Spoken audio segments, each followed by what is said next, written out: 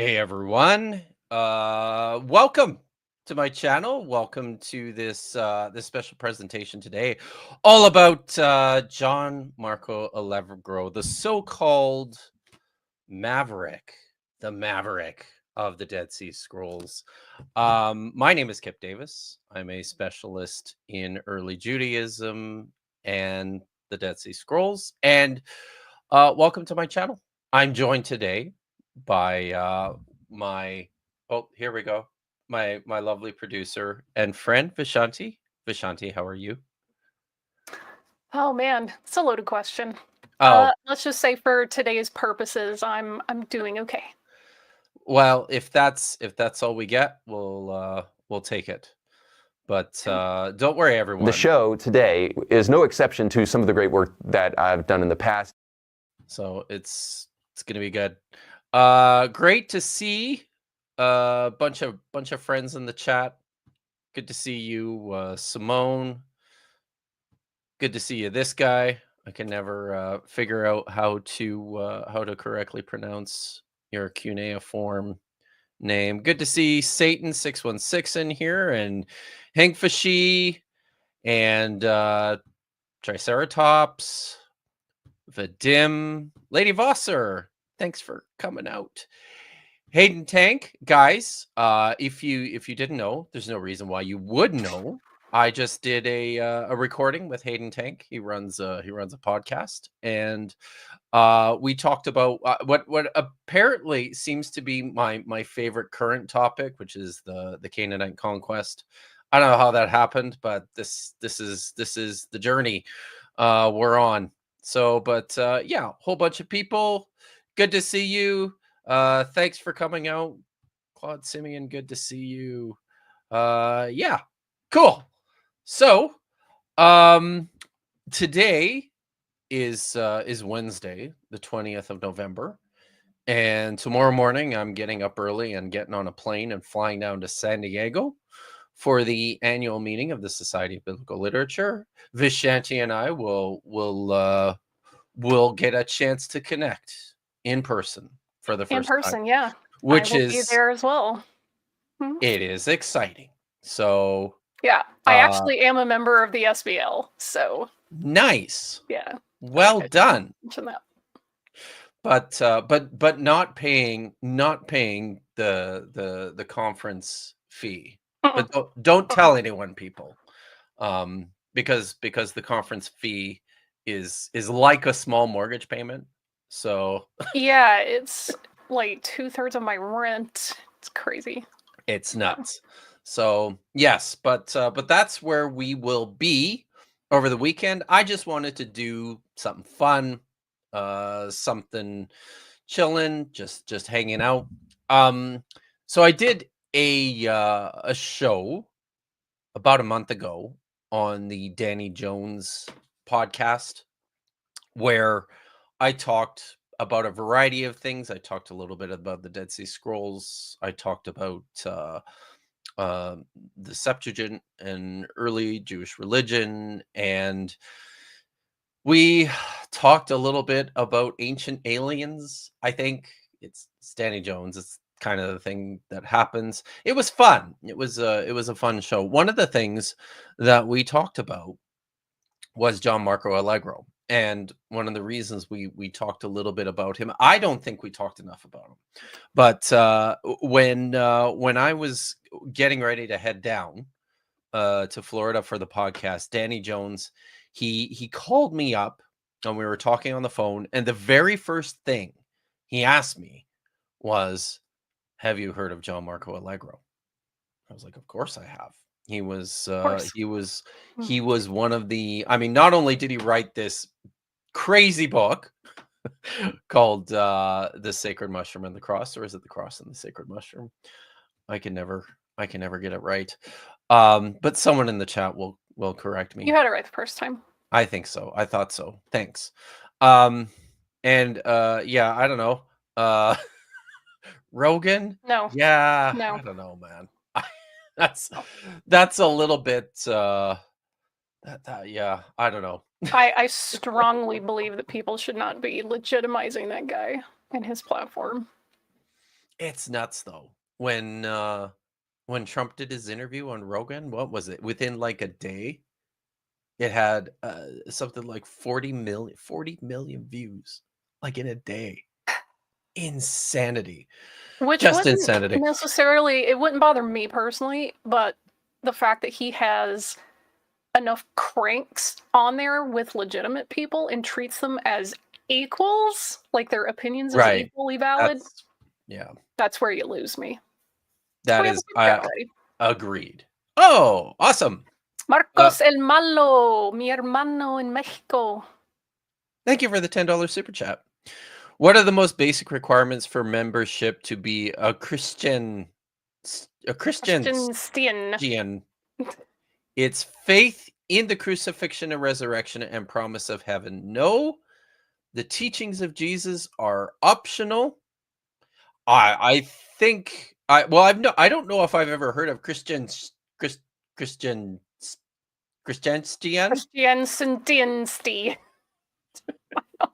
So maybe that is the case.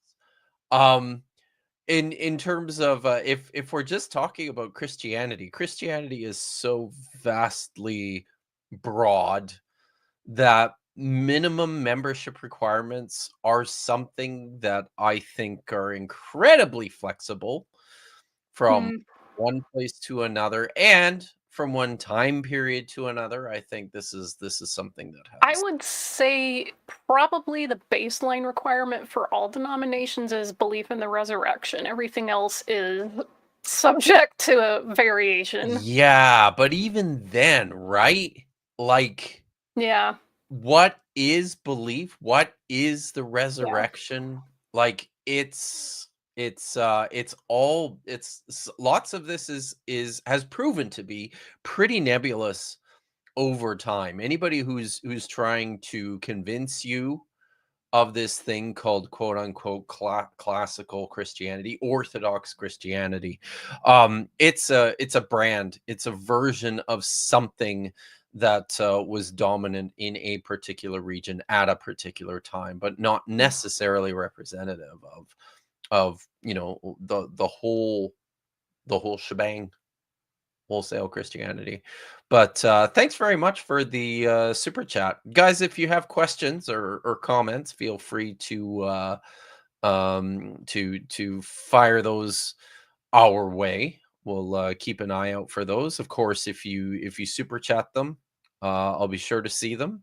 And oh, and our cuneiform friend says it's Dariabgul or Darisiabgul. Darisiabgul. Right. Okay. I think I had nice. Okay. I will try to make a note of that. Darisiabgul.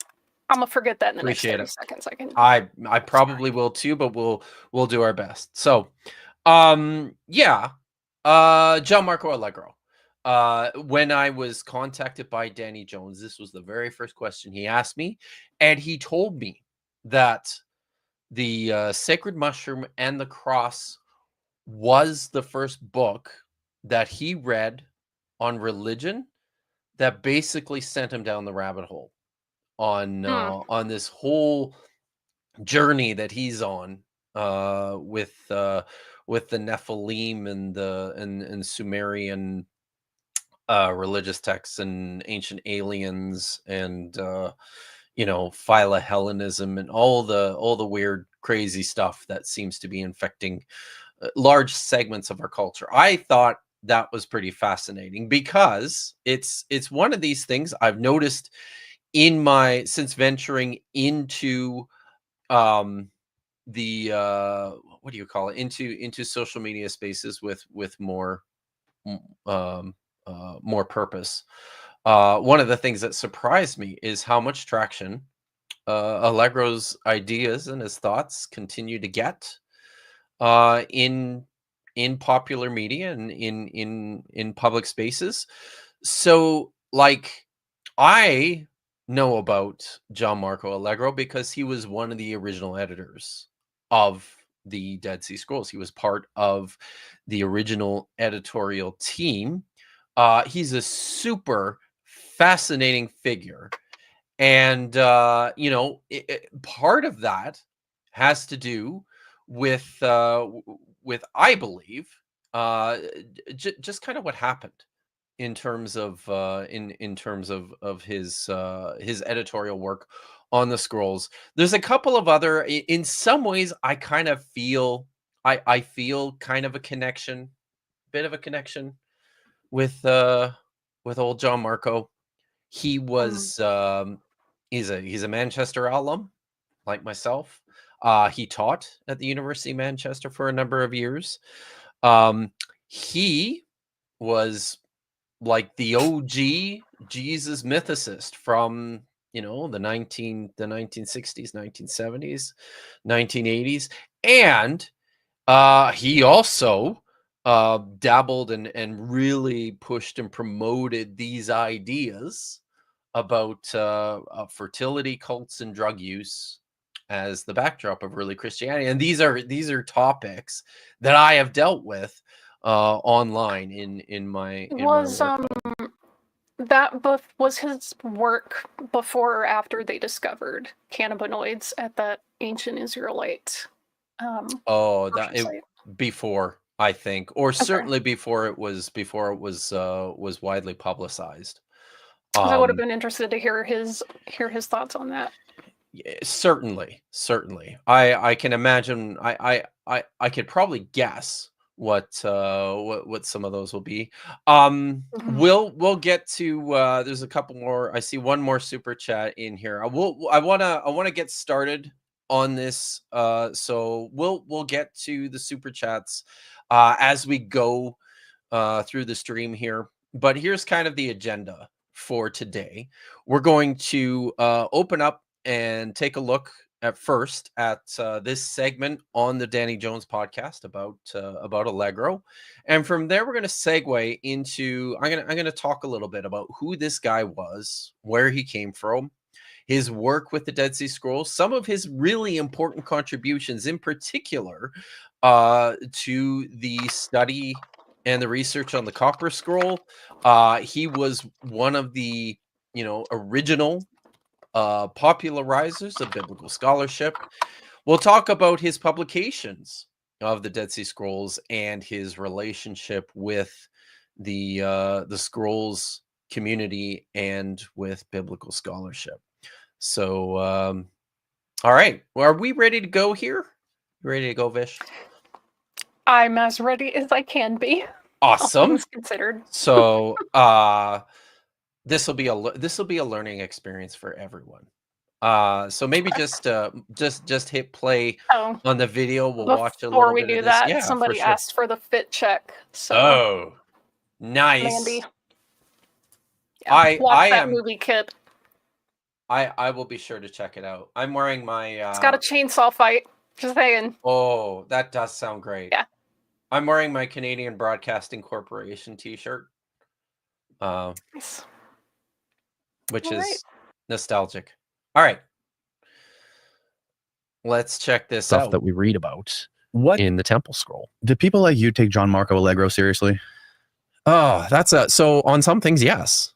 Not all things though. So he dedicated like 30 years of his life, right? Yeah. Something like that. Yeah. A large portion of his life to deciphering and translating these Dead Sea Scrolls. Yes. And his idea is that it was based on ancient fertility rituals. Right. And the mushrooms, his idea of the mushroom was like, and correct me if I'm wrong here, because I'm sure you're way more familiar with him than I am, but the way mushrooms grow are very different from plants. Right. So things aren't fertilized. There's no seed, right? There's some mycelium comes out of the ground, rain comes from the sky, and these mushrooms appear. So they're kind of like, he equates that to the Virgin Mary and Jesus being born. Yeah. So his idea is Jesus was a psychedelic mushroom, right? Yeah. And that's what like that, Steve? Can you hear the that's a good summary. Incredulity? But that's basically. I'm trying, guys. I'm really trying. His idea, but that's a particular idea that all scholars have basically suggested, which is not surprising. They don't agree with that. No, that's true. However, the reasons many of them dismissed Allegro because it conflicted with Yeah. religious institutions, Yeah. but that's not the only problems. Like Mm. from an academic perspective, his work is sloppy. So Really? yeah. How so? Well, one of the things that Allegro's theory is based on is his Can you pause that reading for a of second, Vish? ancient Sumerian. So this is going to be a theme, and I feel bad about this because on one level, as I mentioned, there's a certain affinity that I feel like I have with John Marco. But on the other hand, you're going to start to recognize a pattern here as we talk through some of this stuff about his life and his career. His scholarship was unfortunately not the best. I think he had a tendency to get really excited about big ideas, and it caused him to get really carried away with those. But so this is kind of a pattern, as we'll see. All right, let's continue. Sumerian. Yes. And This was actually in like the first chapter of his book. I was even getting like red flags were popping up to me because I didn't know. I mean, I had no idea that you could actually take roots from Hebrew and link them to Sumerian. You can't. Okay. That's the foundation problem, right? of everything. It is. That's the foundation of his entire book. Yes. And that's the major problem with it. As far as I can tell, I'm not sure he knew Sumerian. Carl Ruck endorse? I was just gonna pop in here. Isn't Sumerian a language isolate? Or am I misremembering that? No. That's why I absolutely my red flags and alarms are going off. I was like, wait. Yep. Do people understand what that means? A language isolate? So basically what this means, and I thanks very much for pointing that out, Vishanti. And it's something that I had, kind of in the back of my mind as I was doing the interview, and I didn't get a chance to mention it to Danny. And maybe it's for the best, because that probably would have carried us down another rabbit hole I was not prepared to venture into. But a language isolate is basically a language for which scholars are unable to identify any actual cognates.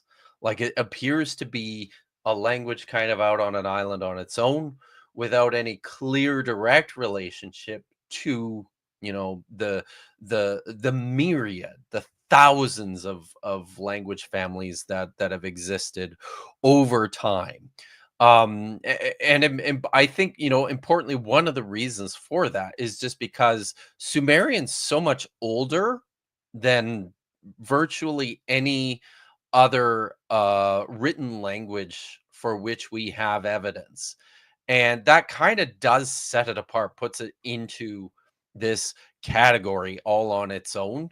But again, importantly, this is also a fairly artificial way to think about it, because it's not like Sumerian was the only language, right? I mean, there've been languages, millions, thousands, millions of languages spoken all over the place for forever. But it's just part of this is just the ways in which the language developed. Thanks for pointing out Sumerian and Akkadian do share cognates. Again, this is de post facto. The languages are considered sprachtbund. Interesting. Thanks for sharing. I was unaware. All right. Well, let's continue. First, his book though, and Carl Ruck's like one of the most legendary classicists out there. He doesn't know Sumerian either.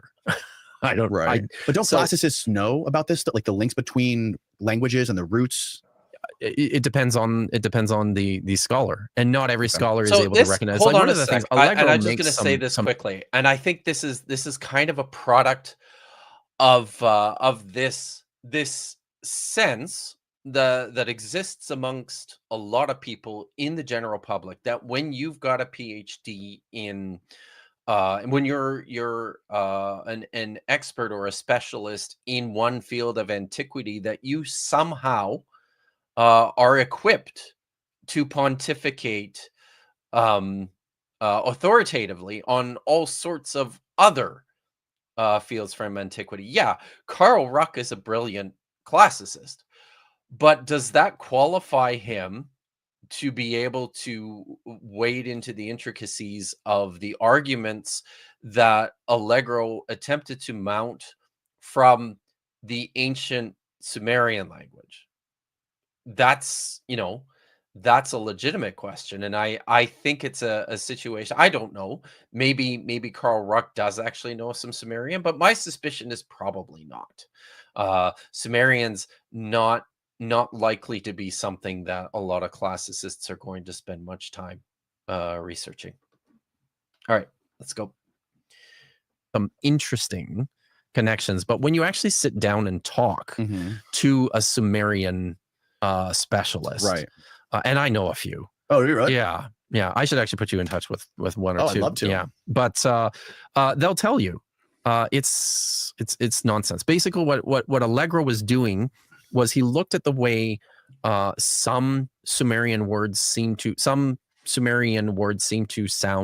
when you put them together in a compound. Like if you use this particular verb and this noun, it makes this particular sound that sounds a little bit like this Hebrew word, so it must mean that, when in actual fact it doesn't. And it's complicated further by the fact that in Sumerian, the cuneiform script, this is what the script that the Sumerian language is written in. The cuneiform script that's used for Sumerian is composed of these signs that are made with a triangular wedge by pressing it into soft clay.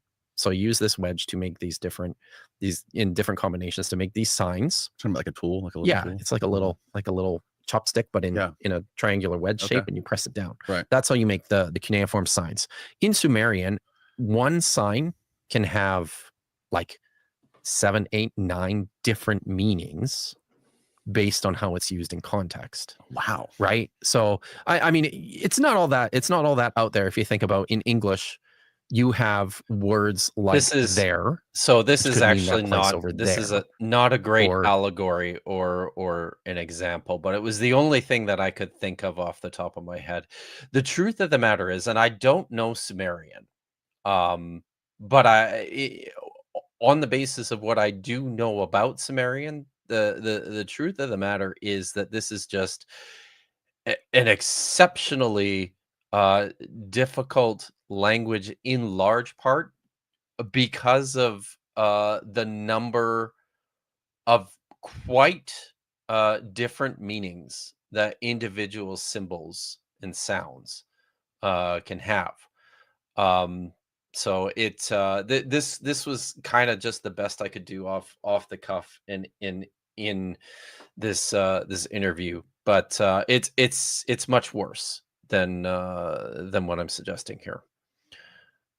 Their house, referring to Neil's family and where they live. That would be it's not all Neil that out Sandlack. there. It is a little bit more complicated, but I think what Allegro was doing was looking at these signs out of context and mixing up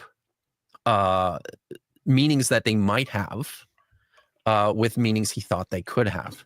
And then the other problem, and this is something actually that his daughter Judith Brown wrote a nice biography about John Allegro, and she pointed this out actually as well, that when Allegro, he had like hundreds of footnotes in his book, documenting the usage of these Sumerian words and what they mean.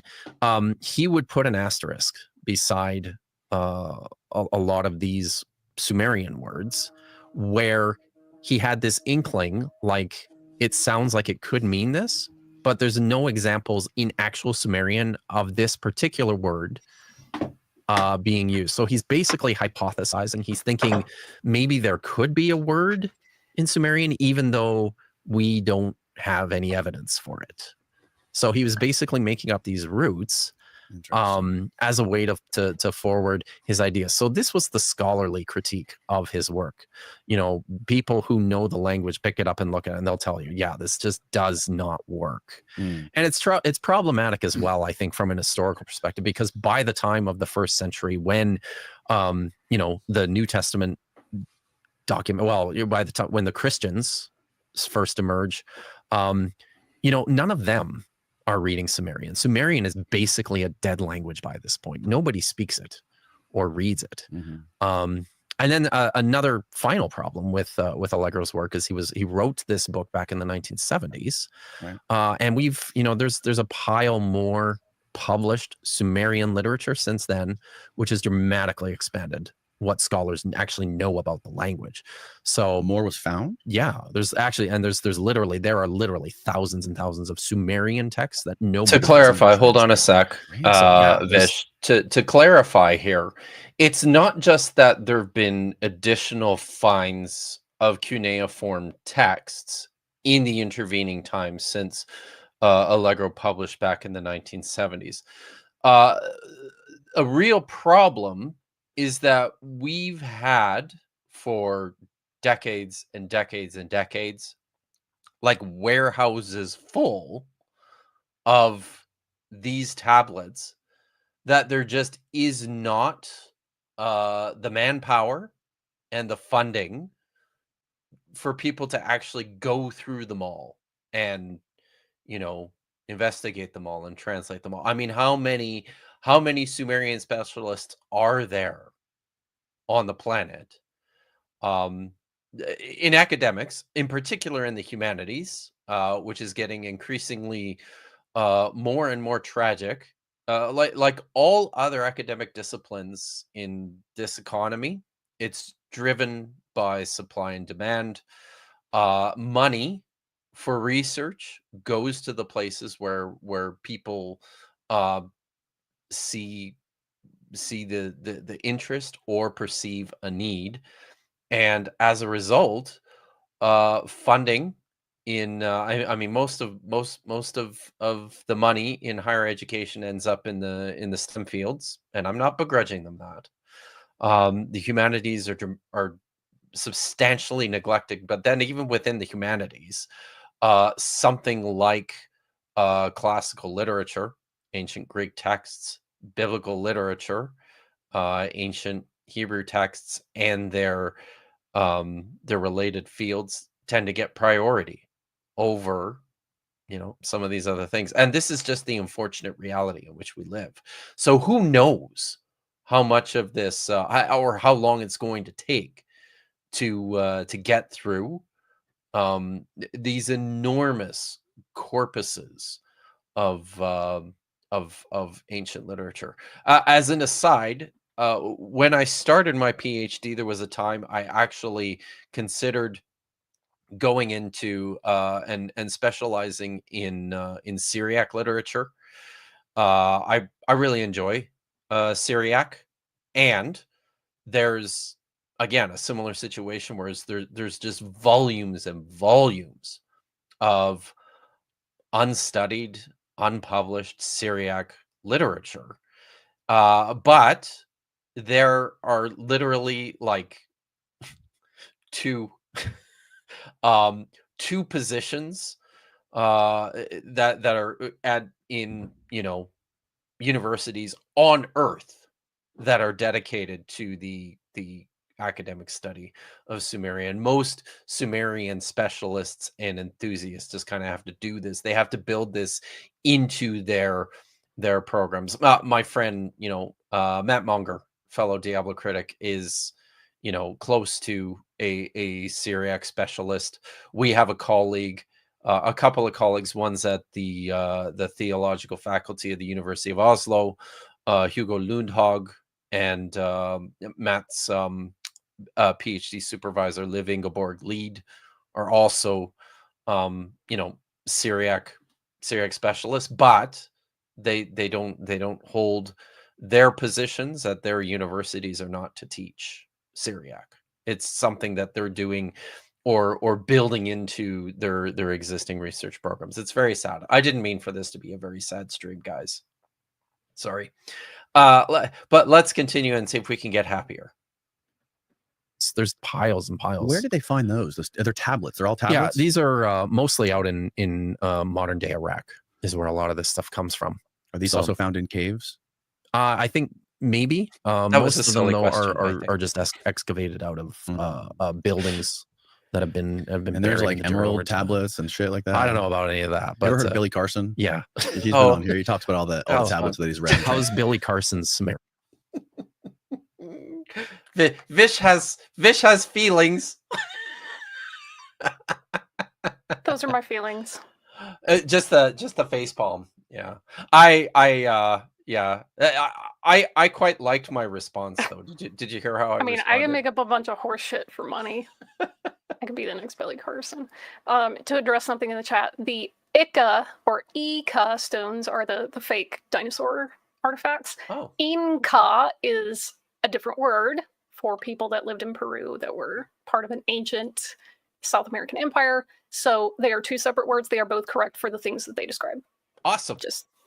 I didn't want to type all that out. So anyway. All right. How's Billy Carson's Sumerian? According to him, it's pretty good. Really? Yeah. No, I wouldn't believe him. Honestly, no. I mean, having watched him, I love all the ancient alien ideas, Yeah. aliens and It's pyramids, fun. and it's super fun. But you should honestly take it from people who actually know this stuff, because I don't think I mean in the stuff that I've listened to from Billy Carson, he doesn't, I don't think he actually knows. Well, that stuff originally came from Zacharias Sitchin. That's right. Yeah, exactly. I think they're pulling a lot of the ideas from Zacharias Sitchin. The Anunnaki came from Nibiru and came here to create humans, which were I should put you in touch with my friend, because he's I will.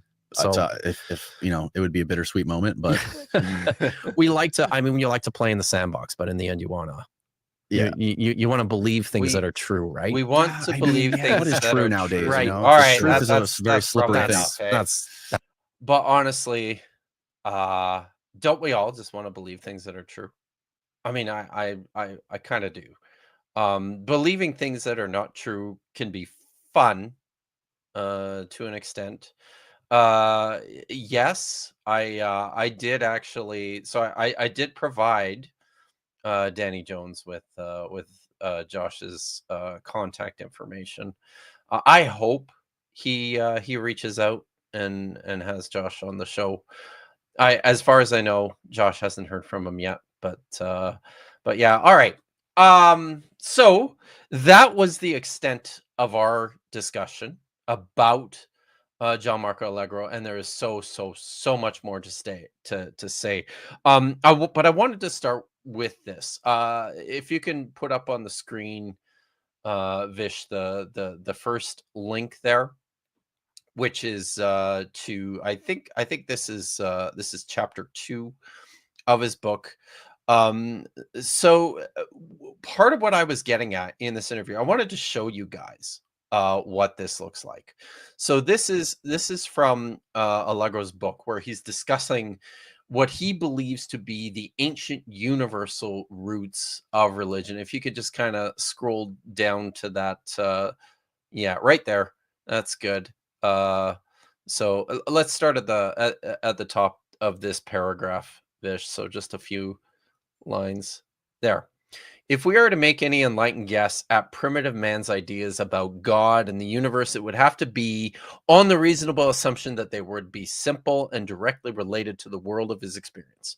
He may have given the God numerous epithets describing his various functions and manifestations, but there is no reason to doubt that the reality behind the names was envisaged as one all-powerful deity, a life-giver, supreme creator. The etymological examination of the chief god names is now possible, and it supports this view, pointing to a common theme of life-giving fecundity. Thus, the principal gods of the Greeks and the Hebrews, Zeus and Yahweh, have names derived from Sumerian, meaning juice of fecundity, spermatozoa, seed of life. The phrase, he says, is composed of two syllables. Ya, dialectically za, meaning juice, literally strong water. And u, perhaps the most important phoneme in the whole of Near Eastern religion. So just right off, just a tip. The moment you hear anyone say that this sound that humans make is the most significant, important, sacred sound of all the sounds, guys, just no. This is just not how this works. All right. Where was I? So the most important phoneme in the whole of Near Eastern religion. It is found in the text represented by a number of different cuneiform signs, but at the root of them all is the idea of fertility. This one, oo, means copulate or mount and create. Another, rainstorm as source of the heavenly sperm. Another, vegetation as the offspring of the god, whilst another oo is the name of the storm god himself. So far from evincing a multiplicity of gods and conflating theological notions, our earliest records lead us back to a single idea, even a single letter oo behind Judaism and Christianity, and indeed all the Near Eastern fertility religions and their more sophisticated developments. There lies this single phoneme, oo. Gotta say, I don't know. Show of hands, how convincing this is. I'll raise that hand. Y'all out there, you buying it? You buying it, Vish? Vishanti's not buying it.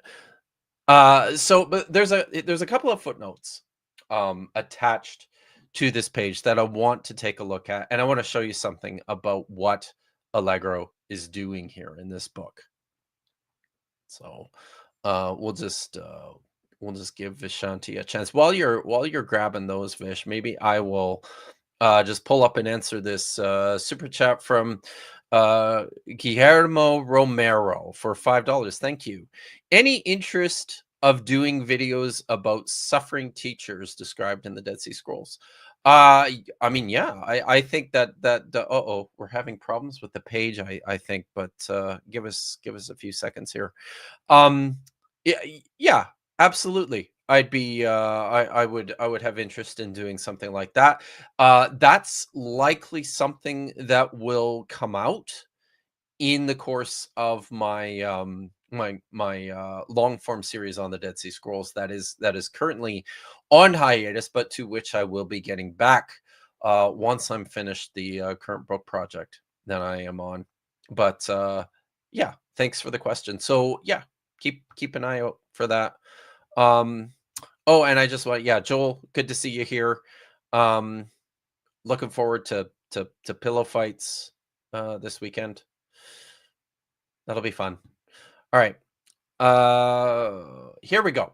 So let's take a look. This is what Allegro has, like 140 pages of footnotes that look like this in his book.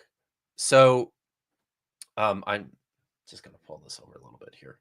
So here is his breakdown of what of how the name Yahweh indicates this divine fecundity as he describes it. Notice he has Yah-U 5, as in Uiyah, the goddess Ishtar. Ushtar, he says, means womb. Thus, Yahweh or Yeho in Hebrew. So, and then he's got a bunch of additional stuff listed here. If you see those asterisks, the one beside Iyah, the other beside Ush, so what these are in Allegro's work are hypothetical phonemes. So based on his study of other elements of within Sumerian texts, he's suggesting that these are possible words. They're purely hypothetical, and he's deriving their meaning mostly from hunches about what this word could potentially mean if it actually existed in ancient Sumerian, but it does not. All right. So, but and you'll notice, I'll pull up maybe Vish, just go to, we're in the notes. So we'll skip a bunch of this and we'll just go to page 224.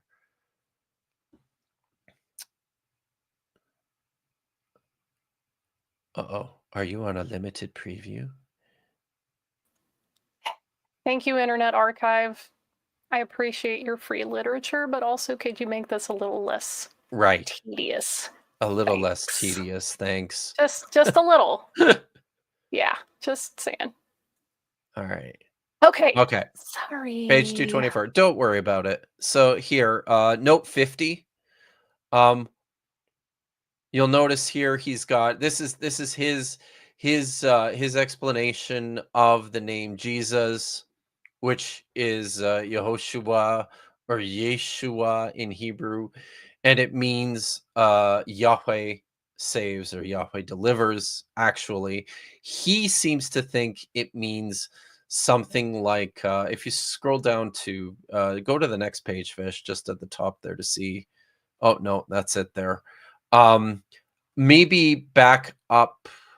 Let me look here to, oh yeah, continue down to page 226, because I think he's got a better explanation, and notes 18 to 19 here.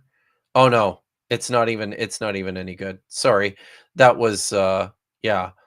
But what I wanted to point out is that if you look throughout these notes in his book, you'll see these asterisks everywhere. These asterisks essentially indicating these hypothetical roots on which his entire thesis is based, and not based in the good sense. So that's the sacred mushroom and the cross. But who is this man, John Marco Allegro, who wrote this rather ridiculous book? He wasn't always so ridiculous. There he is. This is maybe my favorite picture of him. This is Allegro inspecting the incredible copper scroll. People who are familiar with my channel will have heard me talk about the copper scroll in the past. It's 10 feet of thin beaten copper with writing on it. It's truly an incredible text, an amazing document, a treasure all on its own.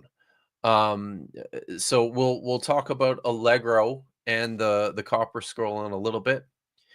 Here he is with perhaps the most brilliant of all the original members of the editorial team working on the Dead Sea Scrolls, Joseph Milek from Poland. So let's learn a little bit about this guy.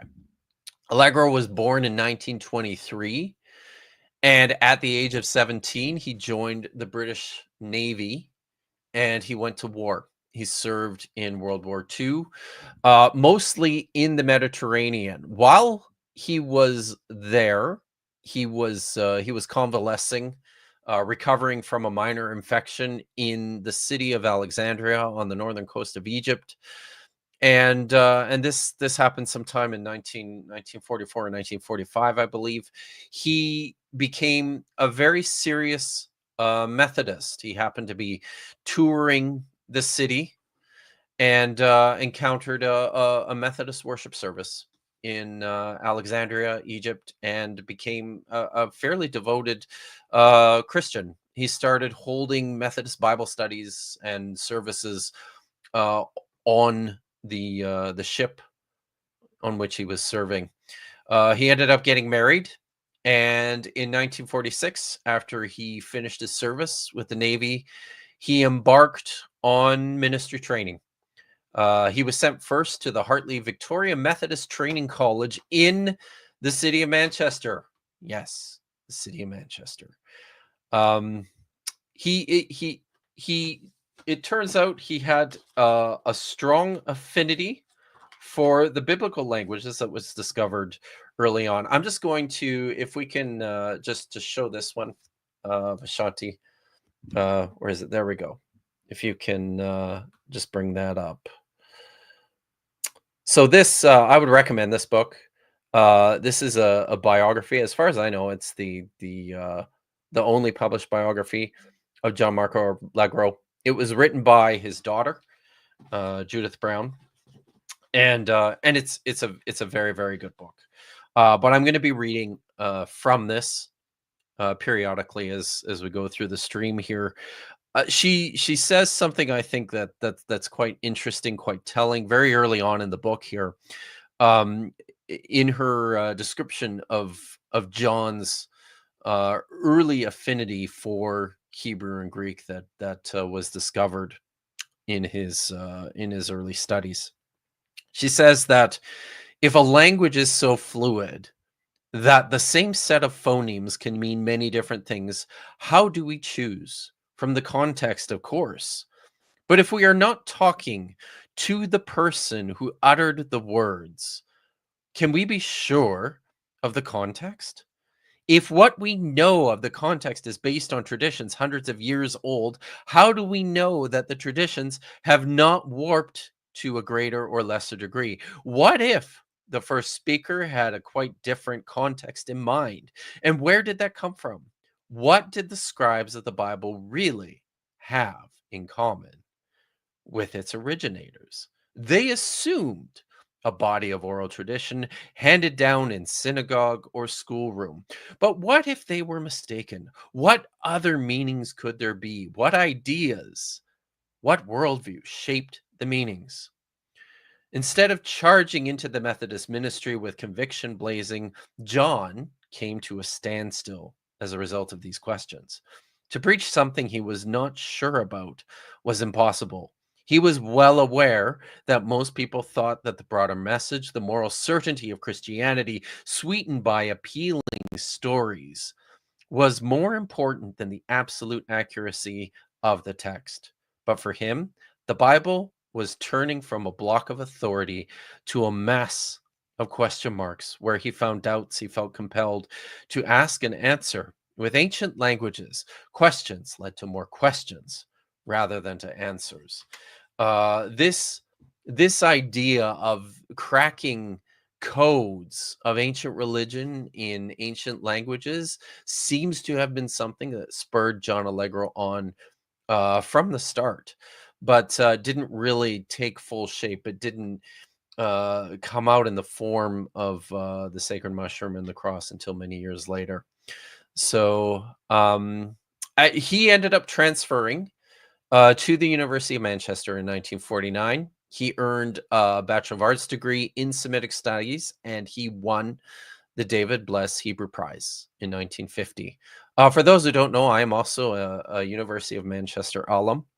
And another neat connection I think that I have with Allegro is that my Dr. Father, Professor George J. Brooke, the now retired John Rylands Professor of Biblical Criticism and Exegesis, was the curator of the John Allegro archive in his time when he was at Manchester. So, all right, this brings us to 1952. John Allegro started his PhD studies in 1952, and he started writing his PhD project titled Traces of Dialects and Colloquialisms in Biblical Hebrew. He transferred to Oxford under, at the time, probably the most highly regarded Semitic specialist on earth, the great G.R. Driver. I believe one of the principles behind the Brown Driver Briggs Hebrew lexicon of the Old Testament. So that same year, when John started his PhD work at Oxford, Driver actually recommended him to go to work on this exciting new project out in Israel.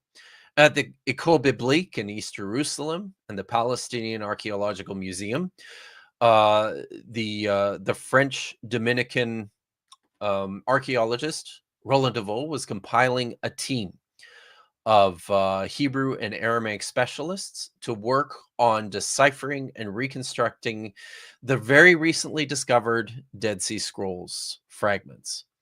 John very enthusiastically accepted this opportunity, and in 1953, he arrived in Jerusalem. John was not just a budding Semiticist and biblical scholar. He was also a keen amateur photographer. One might say he had an armchair expertise in photography. Happen to be a little bit of an armchair expert on the subject, if I do say so myself. So sorry, that's my my new one. I had to get that in there, guys.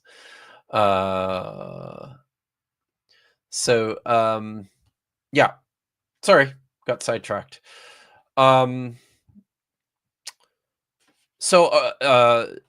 arrived in Israel in 1953 in the fall, and as an amateur photographer, he became fascinated with the whole setup that they had there, and he began taking as many pictures as he possibly could of the scrolls. I'm just going to read a little bit here from his biography again.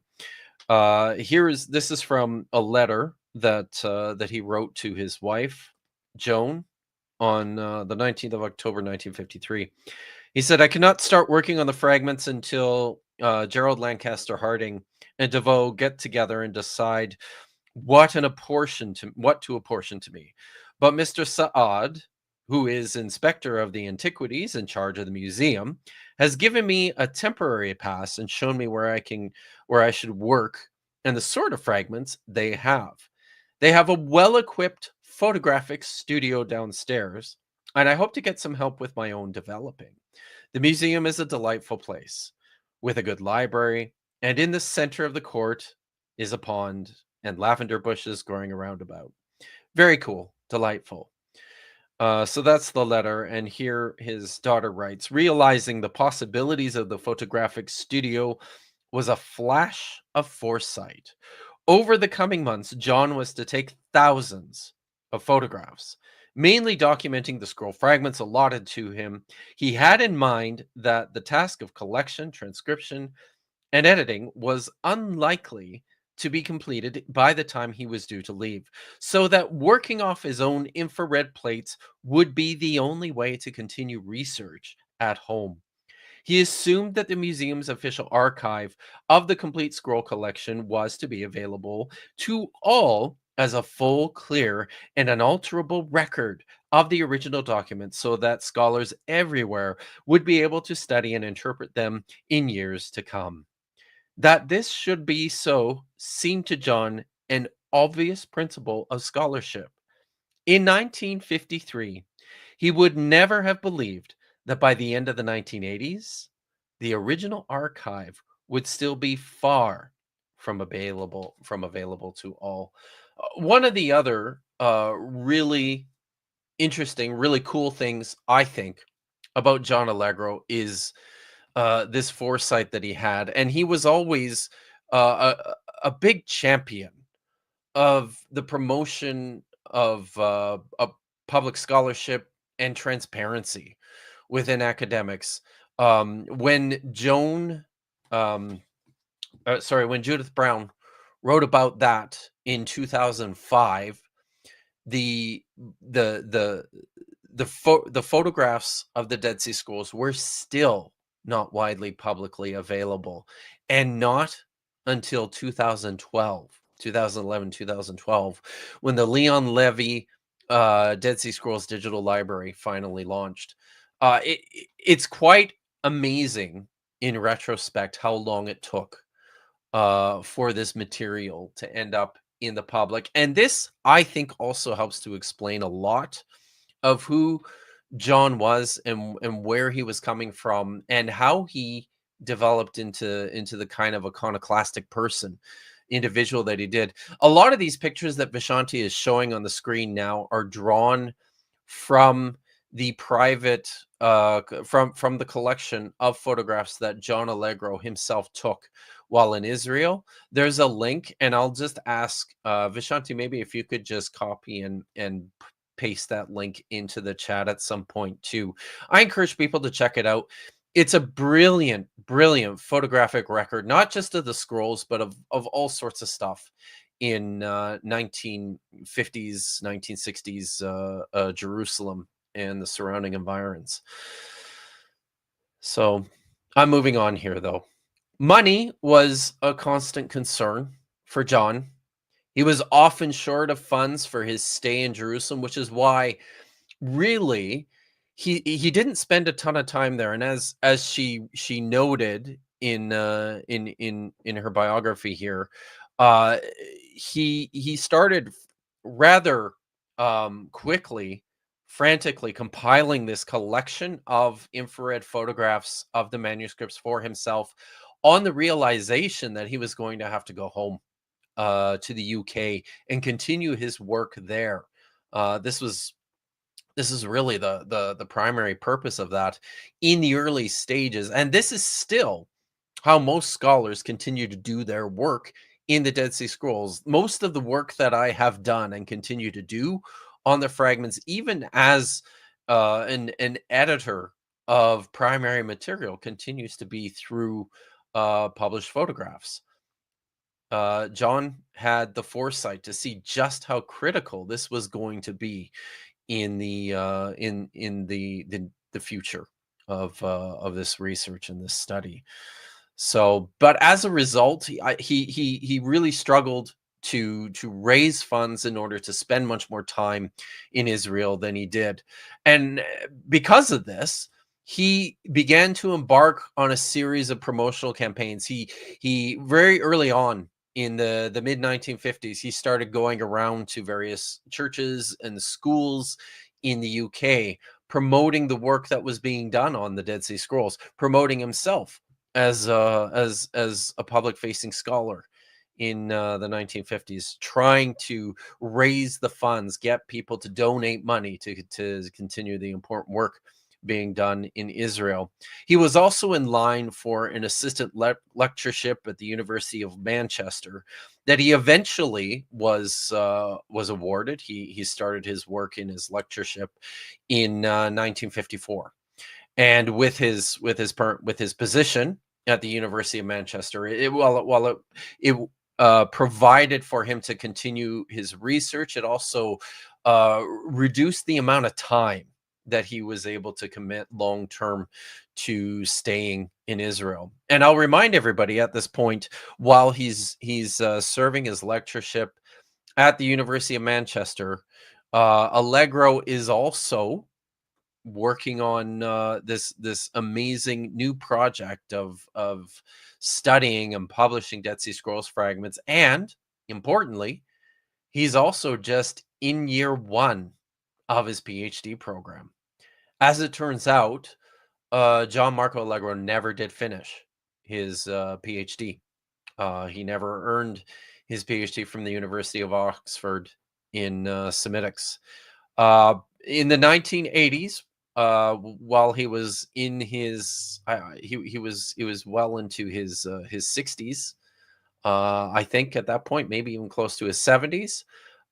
He did actually go back to the University of Manchester to start a new PhD program in English literature, and it was while he was there working on his second attempted PhD, which he also did not finish. It was at that time that my own PhD supervisor, Dr. George Brooke, had the opportunity to meet John Allegro.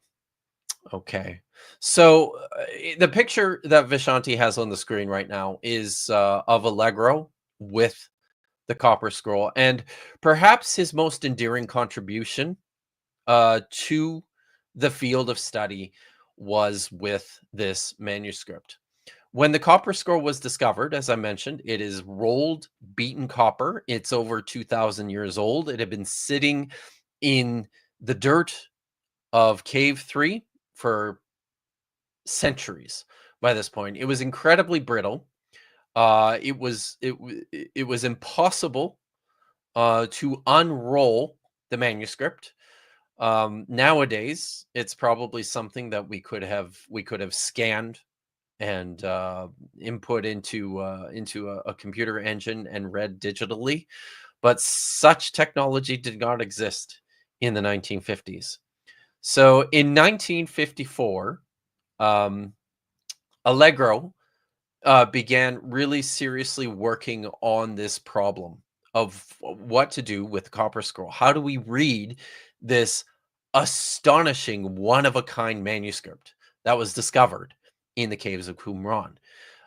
He went not to the University of Manchester, but he actually went to the Manchester College of Technology, which is now UMIST, the University of Manchester Institute of Technology, and talked to members of members of the trades faculty, basically, about this problem of how to open and how to read the Copper Scroll.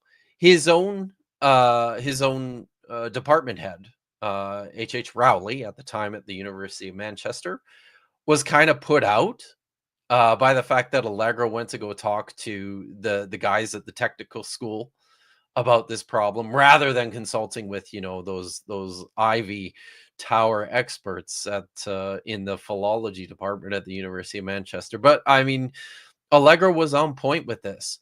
The faculty at the technical school was really excited about this project, and they developed this rotating saw. It's pictured here on the screen, which they used to make tiny little incisions in the Copper Scroll and basically cut it into small sections in order to open it up and to read it. It's pretty remarkable. The same year that he arrived in Manchester, Allegro also began to write this book. If we can show this one. So this is the Penguin publication of Allegro's The Dead Sea Scrolls. It says, the story of the recent manuscript discoveries and their momentum significance for students of the Bible. This was published in 1956. This is my first edition. But this was probably the first popular book published on the Dead Sea Scrolls, I believe. And this was part of Allegro's plans to help fund his ability to continue working on the scrolls and to continue work on the scrolls more generally. He quickly soon recognized the importance of ensuring that the public had an investment in what was happening with these texts. He began writing it in 1954, and it was published in 1956, and it was an international bestseller. The publisher sold out within months of its publication. So this is a great picture.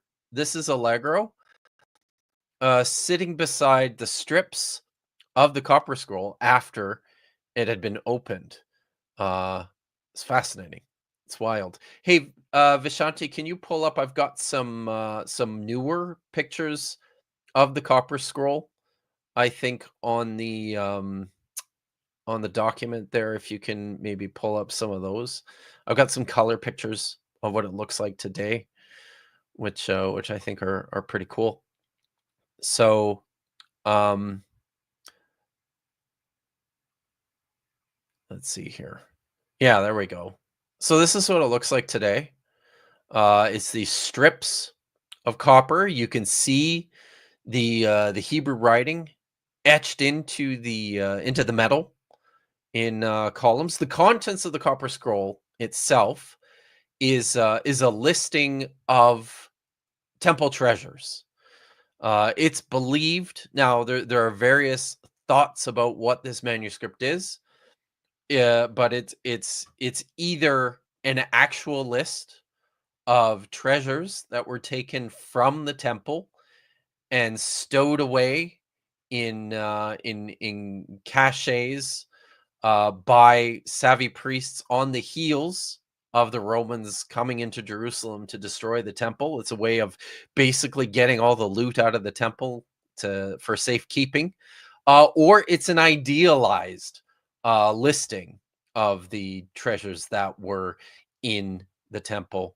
Vadim, yeah, it's more like beaten than etched. Yes, that's correct. The individual letters are like hammered in; they're stamped in to the metal. It's a remarkable manuscript, and one of the prevailing mysteries. And Simone, I continue to be of the opinion, and I believe this might be the scholarly consensus that this is legit. And one of the reasons for that is because the Copper Scroll was a monumental undertaking to create. It would have cost an enormous amount of money just for the materials and the labor alone to be able to do this. It's the kind of project that could have been mounted by the wealthy temple establishment. And it seems, if this is just an idealized listing, like just an astonishing waste of resources. I've worked with leather stamping before, but also this is so cheap to do now that you can stamp like thin sheets of metal just with tools you can get at the craft store or your local leatherworking store. Like either one of them will have little dies that you can stamp like thin sheets. People frequently will just use it in their regular crafting. And for these, were they hammered in using like dies, or was it like maybe a tool that they would just hammer the design in? If you take a close look at the text, we can't. It's hard to see on a lot of the images that you'll find on the internet, just because they're not very high quality. But when you take a close look at the actual text, you would expect if these were dies, then there would be a uniformity, right, in terms of the letter shapes. But that doesn't seem to be the case. It looks like each individual letter was just hammered in freehand, however they did it, right? I suspect it kind of looks like it kind of looks like they've got maybe different, I'm guessing, kind of different wedges, right? That they're tapping in there and then connecting. That's my guess. I don't know. That's still really labor intensive. It's really labor intensive. But here's the kicker, guys, and this is something that continues to haunt my dreams. If the Copper Scroll is actually an inventory of temple treasures from the Jerusalem temple, then what on earth is it doing at Qumran? So, and just to give you some a bit of a broader context here, there's 11 caves at Qumran in the area, and the reason these are called the quote unquote Qumran caves is because they're all within this 1.5 kilometer radius of one another in relatively close proximity of the site. Cave 3 is one of those caves that's actually on the edges of this. Is one of the ones that is farthest away from the actual site of Qumran.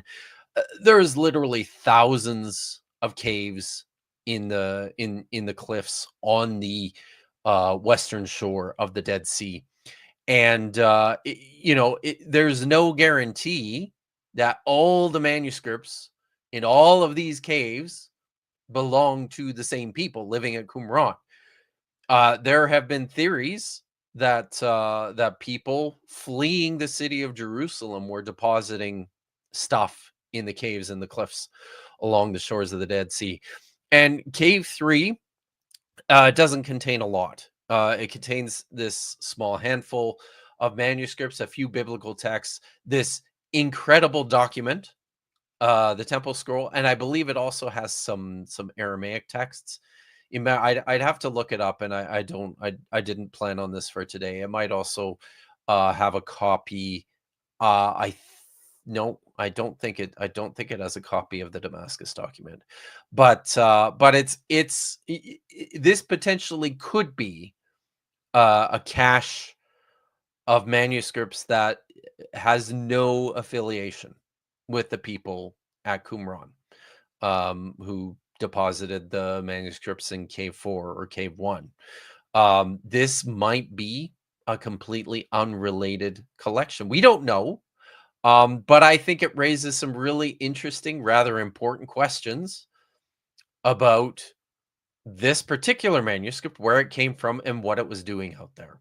So, but all that said, thank you to John Marco Allegro for ensuring that that this manuscript was opened, so that that we can see it and study it.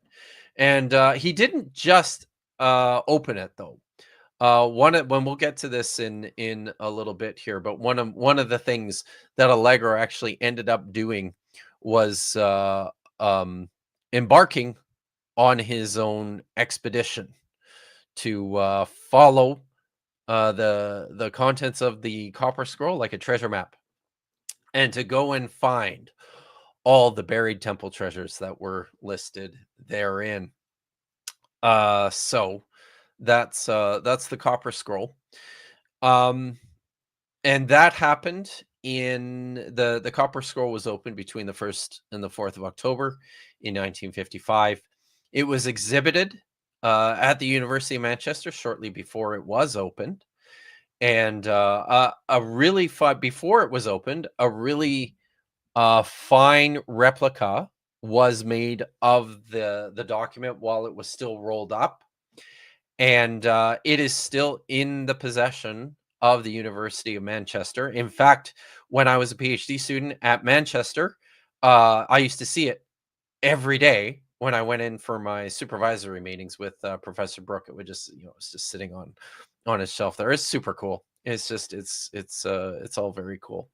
So Allegro's main contribution, main published contribution to the Dead Sea Scrolls, though his critical contribution was in the publication of the Discoveries of the Judean Desert, Volume 5. So Vishanti's pulled up here a listing of all the volumes of the Discoveries of in the Judean Desert series. This is the official publication of the Dead Sea Scrolls, published by Clarendon Press in Oxford. And Allegro's was Volume 5. Now, there is a total of 40 volumes that were published. You'll see the first one there was published in 1955. The last volume was published in, it's either 2010 or 2011. What does it say there? 2009. I was wrong.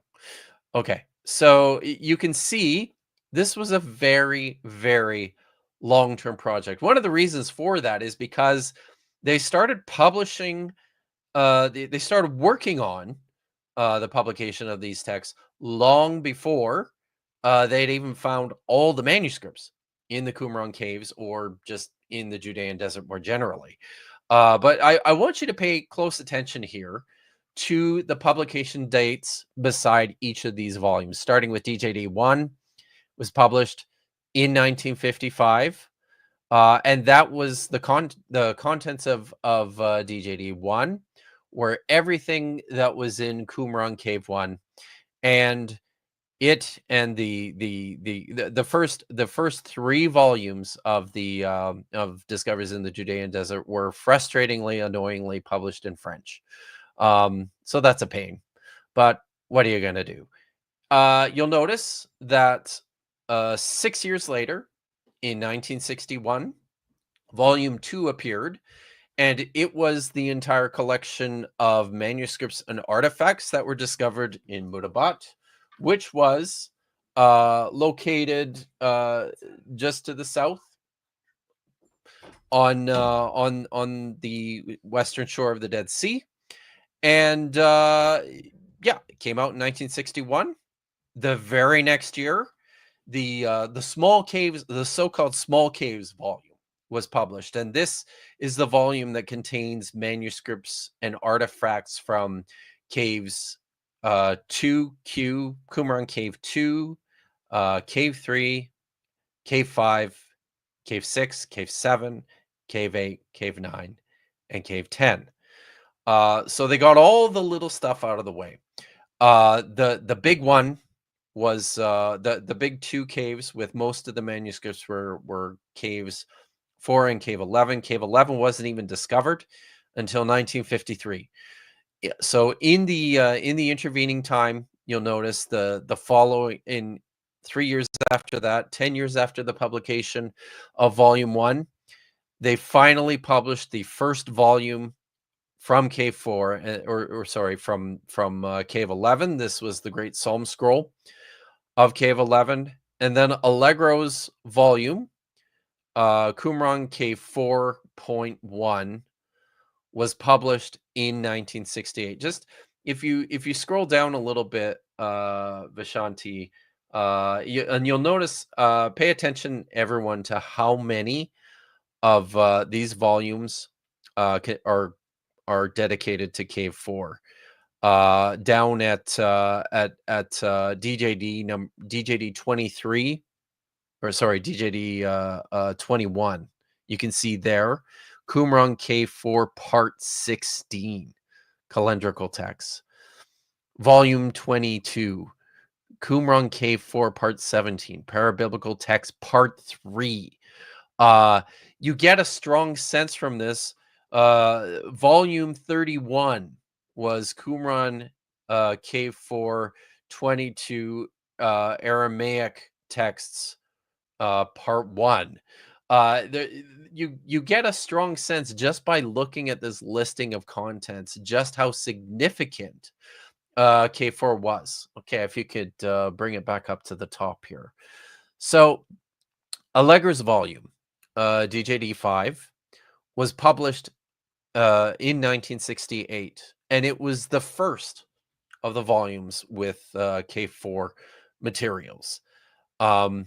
Then you'll notice that after the publication of his volume in 1968, there wasn't anything else for another 9 years.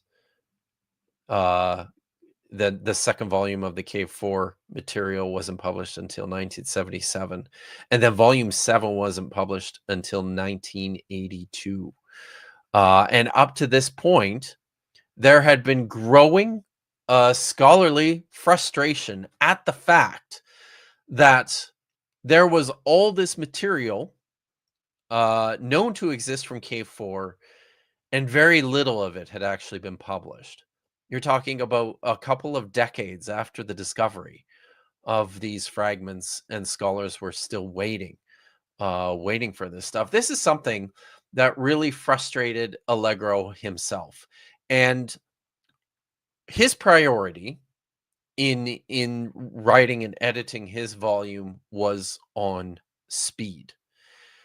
Allegro was really keen on making the material public, as opposed to producing definitive editions. As far as he was concerned, the project really needed to set their focus on getting the material out there, available for this broader network of international scholars to work on, and at that point, then we can start to do the critical work.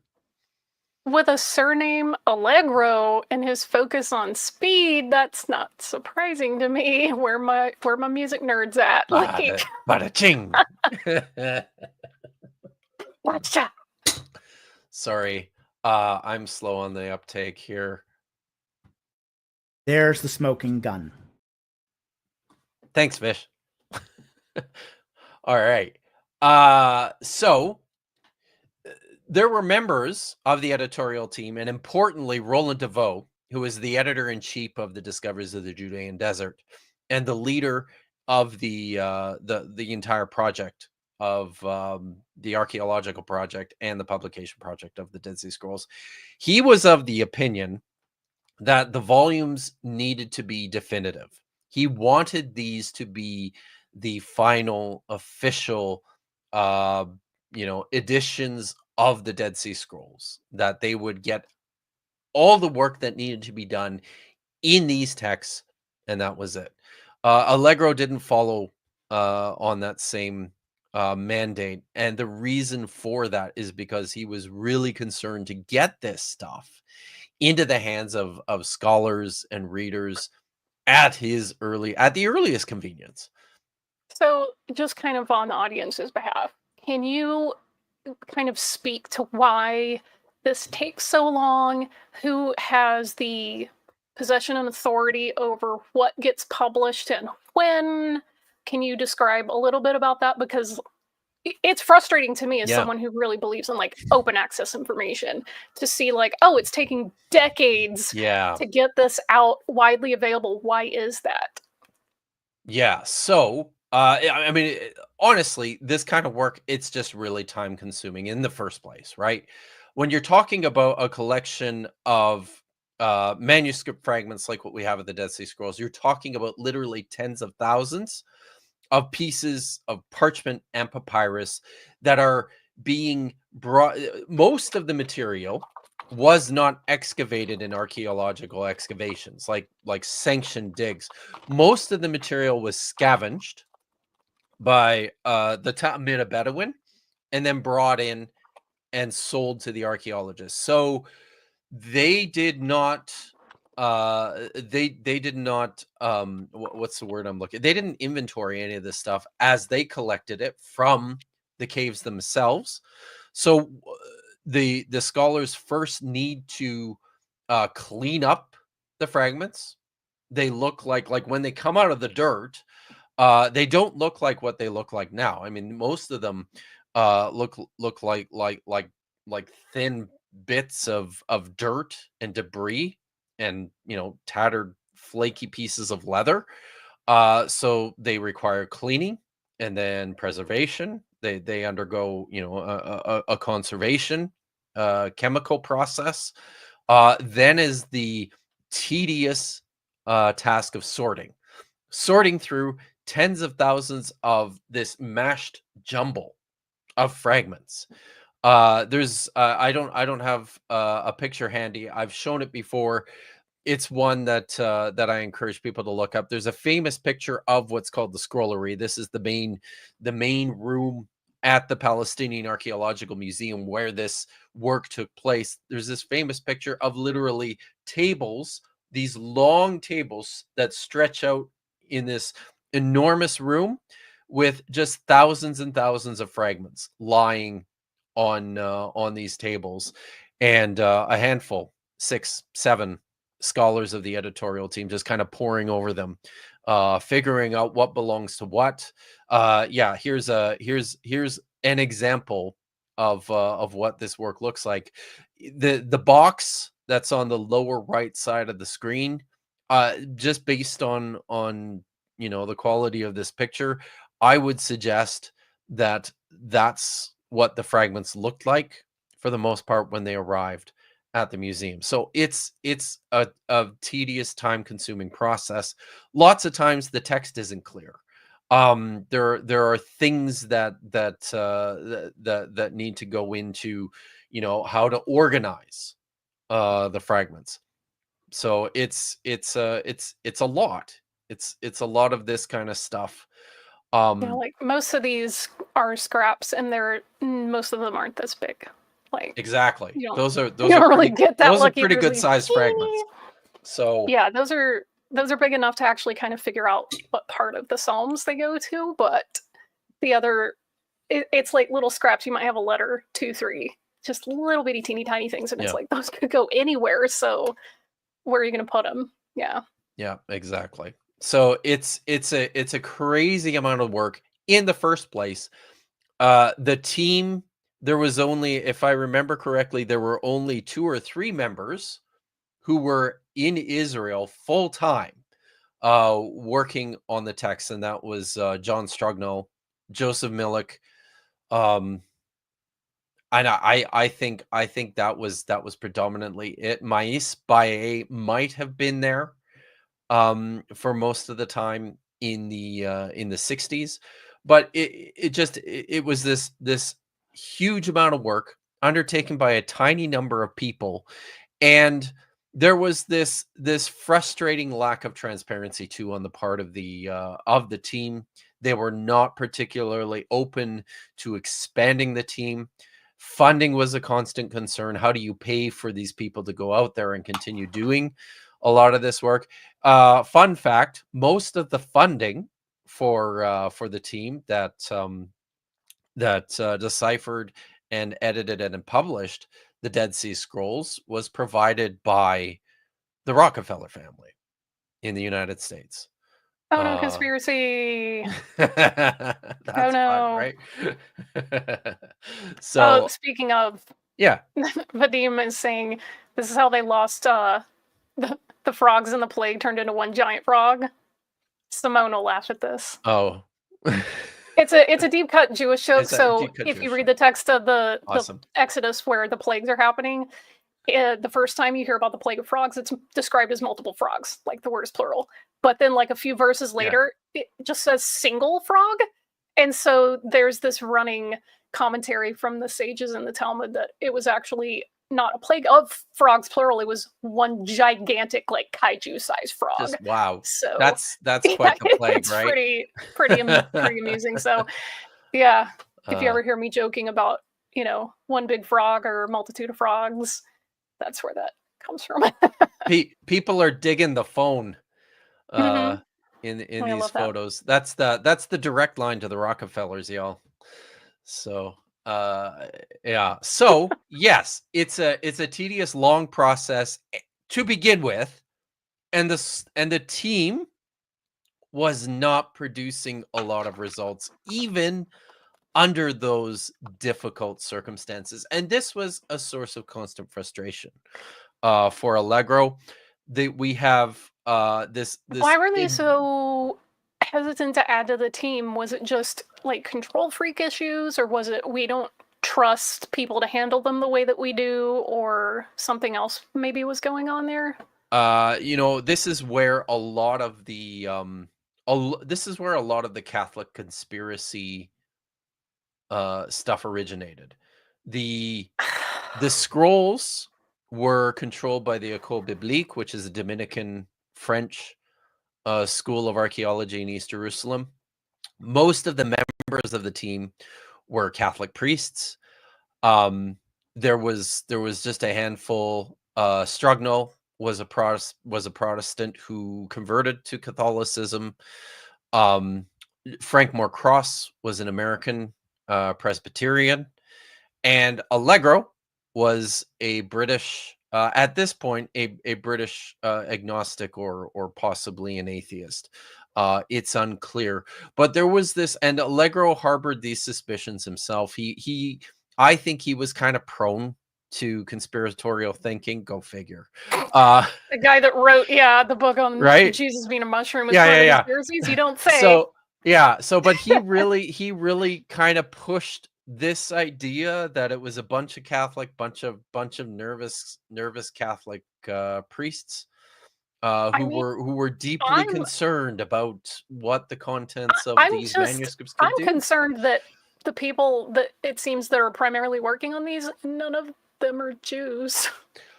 That was a big problem.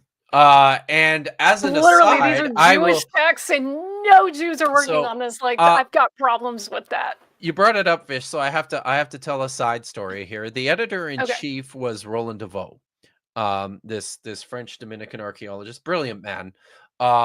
He wrote for a time what was the definitive book on Israelite religion up until much more recently, but from like the 1970s until I think almost 2000, this was it.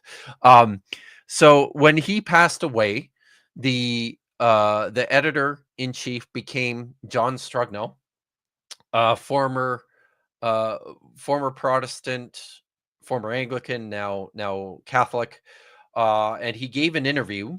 Strugno did, and remember, at the time there were, as you rightly point out, there were no Jewish members of the editorial team. This is the 1980s, so the scrolls were discovered between 1947 and 1953. from 1947 until about 1983-84. Okay, no Jewish members on the editorial team. No, obviously no women. You know, it's a whole bunch of Catholic priests, essentially. So Strugnall gave an interview, a famous interview, in the Biblical Archaeology Review, in which he first complained that that scholars who keep bugging him to get access to stuff that's in the Dead Sea Scrolls are like a bunch of fleas in the business of annoying us. Is the first thing he said. Then he was asked about his thoughts on what the Dead Sea Scrolls reveal about early Judaism, and Strugnall went on, like, because of course he did, went on an anti-Semitic screed, as one does. So, and this was the editor-in-chief of the Dead Sea Scrolls project in the 80s. Weren't the 80s great, guys? So by 19, in fairly short order, I think it was by 1987, Strugnall was fired, and he was an alcoholic as well, but we won't hold that against him. Strugnall was fired in 1987, and Emmanuel Tove was appointed as the editor-in-chief of the Dead Sea Scrolls in 1991. And he was one of the first Jewish members of the editorial team, along with Devorah Dumont and Elisha Qimron and Lawrence Schiffman, and probably a handful of others. And it was under Emmanuel Tove's leadership that the team expanded from like 8 guys to, I believe in the end there was over 100 scholars who actually did work on the scrolls. We do tend to like big collaborative teams of things. Collaboration is better. Yeah. So, but this is something that Allegro recognized early, deeply frustrated him. It infected his own publication project. This idea, and I think in large part because he recognized that they were like ants chipping away at this mountain. There weren't enough of them working on the material. There weren't enough perspectives involved in analyzing the text. It was it was just a mess. So he was fixed on getting his stuff published quickly. Unfortunately, you'll remember I mentioned that that he was not the most careful scholar, and he's working fast. Yeah. He made a lot of mistakes. His work was sloppy. Allegro published DJD 5 in 1967. It's a fairly thin volume, given that he was assigned 28 manuscripts. A lot of these are really important manuscripts. They contained contained all of the K4 so-called Pesharim. These are the commentaries, the ancient commentaries on biblical texts. Sorry,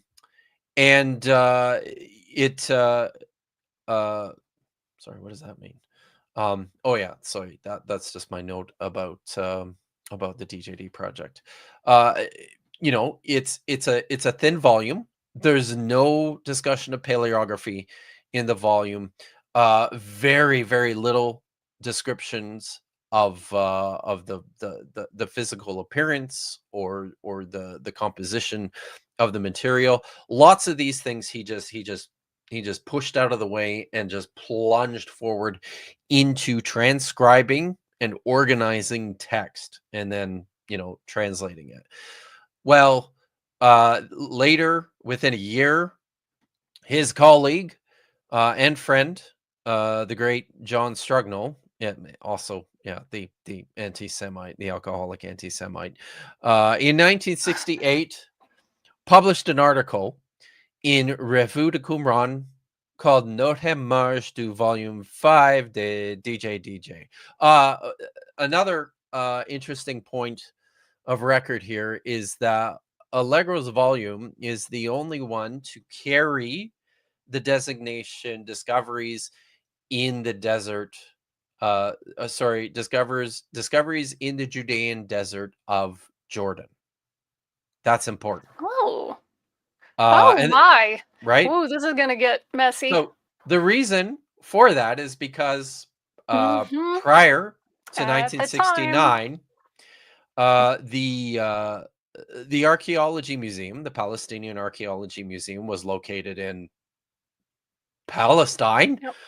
It's the now what's known as the West Bank, and that was under what, Jordanian West Bank? control? Yes. So yeah. 1968, in June 1969, the 6-Day War resulted in the transfer of all this land into Israeli control, and up to that, moving forward, the rest of the volumes were designated discoveries in the Judean desert. Judean desert.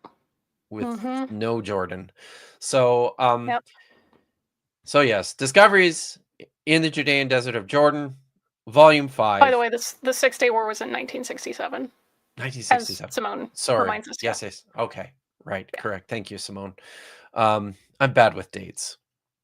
If you could pull up the picture that I have there for note 5. Is this the Strugnal? It's this is the right below Strugnal's Okay, let me go thing. there. It's the big link. So it's the screenshot you sent. This one. This article, Note Marge, it was published in Revue de Qumran volume 7.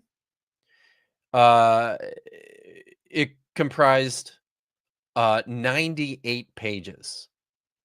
The actual article was almost as big. It might actually be bigger. It might actually surpass the length of DJDJ volume 5.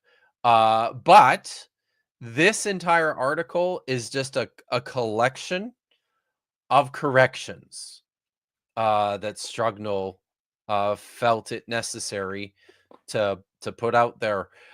By this time, I mean, it's illustrative of the kind of mess that Allegro did with his probably his describe it volume. as slapdash. So pretty slapdash. That's a good description.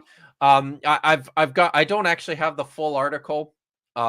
It's become kind of an indispensable article for anyone doing work on any of these 28 manuscripts. You kind of need Note Marge as a guide to what's actually going on in Allegro's volume. Just to clarify, this is hundreds of pages of errata. Yes, it all looks like this, right? And I'll just to give you a taste here too, right? Like I'll just read here. So on page 255 at the top there, you'll see line 2 right there. John Allegro propos de l'air. So here he says, here's what he says. Allegro suggests reading the tangled traces of Lefi Meratem with a dubious mem resh dalit. He comments, Meratem or possibly Shiriretem, whatever was intended laterally by the scribe. He had written it over a half obliterated word to which probably the superlinear aleph belongs. So there's an aleph that's added by the scribe, and this is a word that's been overwritten as well. So it's not the easiest word to read, right? Strugnal continues, but the first letter is a somic, corrected to a tet.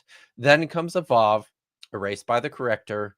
The resh of Allegro is a dalet, partially corrected to a mem. Note its characteristic upper left angle. Then a noon was crossed out in front of a second dalet.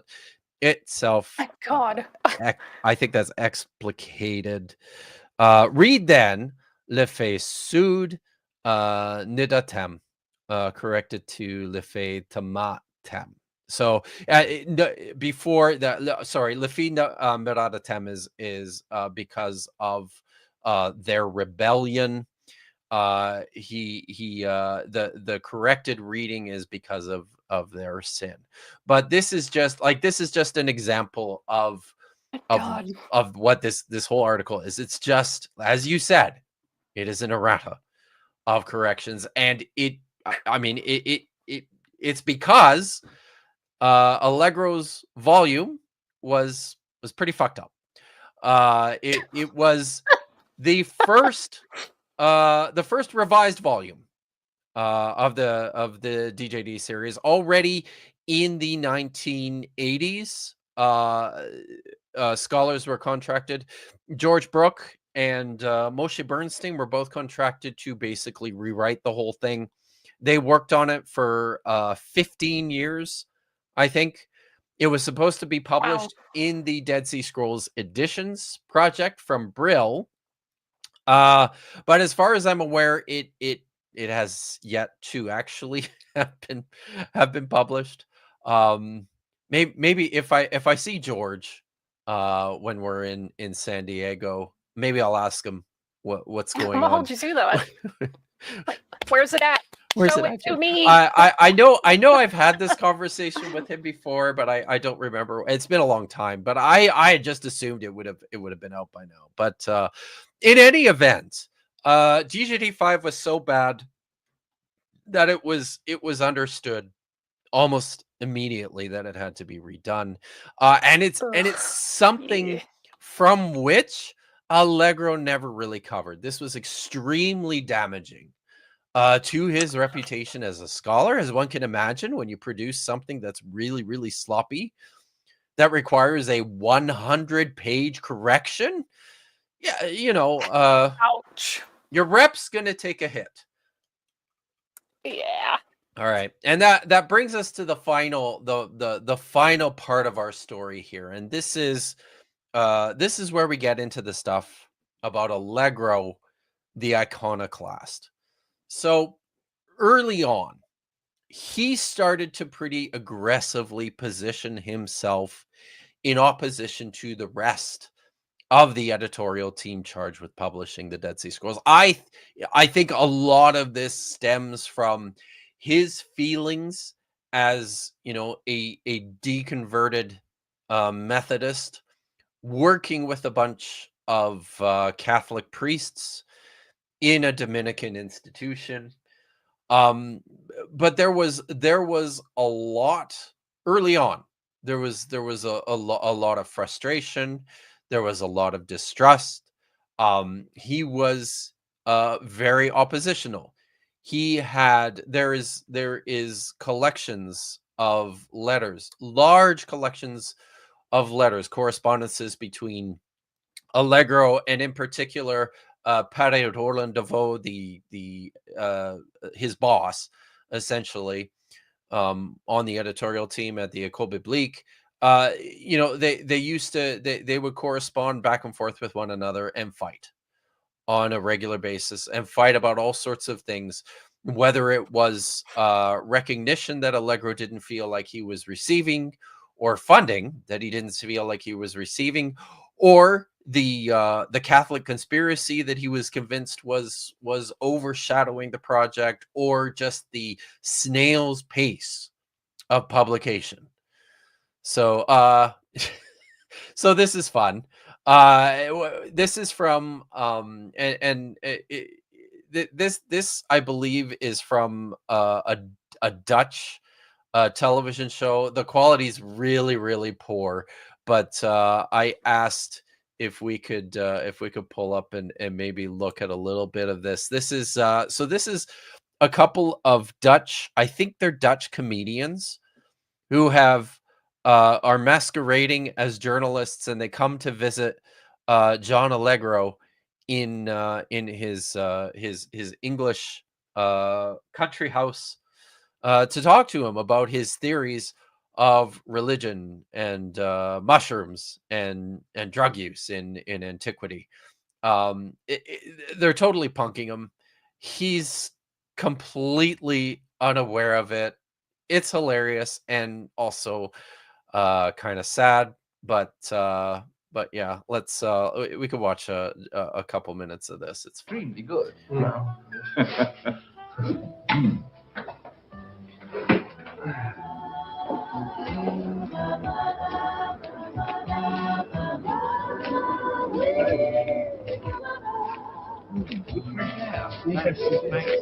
No mushrooms growing here. No, no mushrooms. No. Well, only on the grass, inadvertently. But to continue our story, you've told the cross is now a mushroom. Yes. What is the meaning of the cross and crossing in the mushroom story? Well, say? because one of the old Hebrew names of the mushroom was the little cross. The little cross. And I think myself that the whole crucifixion story, Yes. although of course there was crucifixion and it was meted out as a punishment to rebels and so on and so forth, I think the idea of the God being crucified Looks like a on mushroom. this piece of wood was made to was a piece of mushroom mythology. Obviously, They guys, saw come on.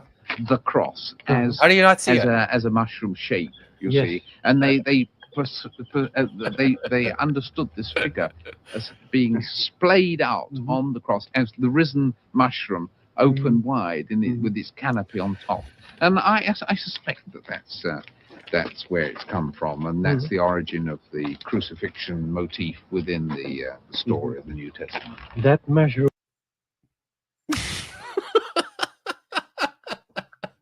You have thoughts, Fish. I can see it.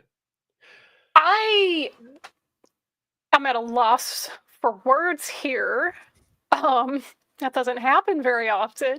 I can't say that a crucifixion is the first thing that I think of When I you see look at a mushroom, mushrooms. no. They do grow in the grass here occasionally in Southern California. But yeah, those are some words that he said in that order. Some of the words of all time. So Simone does not have thoughts. Mhm. Oh, Yeah, John. Simone is saying I John. haven't had a bad enough trip yet. Well, I haven't tripped at all yet. But if and when I do, I'll be sure to report back if I Yeah. get any revelations about Yeah, about crucifixion imagery. there you go. There you go. But Hmm. poor John. Poor John. And Yikes. this, so some of this I think actually stemmed from his work on the scrolls. So you know, he was a populist. He was a major proponent of just getting scholarship into the media. As a result, he tended to be a bit of a sensationalist, you could say. You know, it's all kind of wrapped up into his personality. And then you add to that his growing frustration with, you know, what was happening in his time in the editorial team. You know, his ideas about Catholic conspiracies and publication delays and his thoughts about religion, even kind of heading into this. So in 1956, Allegro gave a series of radio talks promoting the Dead Sea Scrolls on the BBC, and it caused a rather considerable commotion. I'll just read to you a little bit of the transcript of one of the shows here, talking about the Dead Sea Scrolls. He says, so introducing this is again drawn from his biography. Judith Brown says, the teacher, he said, that is Allegro said, was a remarkable character. This is the teacher of righteousness, the founder of the Qumran community. who won the devotion of his followers and could well have written some of the hymns in the Chorayot. This is one of the fascinating manuscripts in the Dead Sea Scrolls.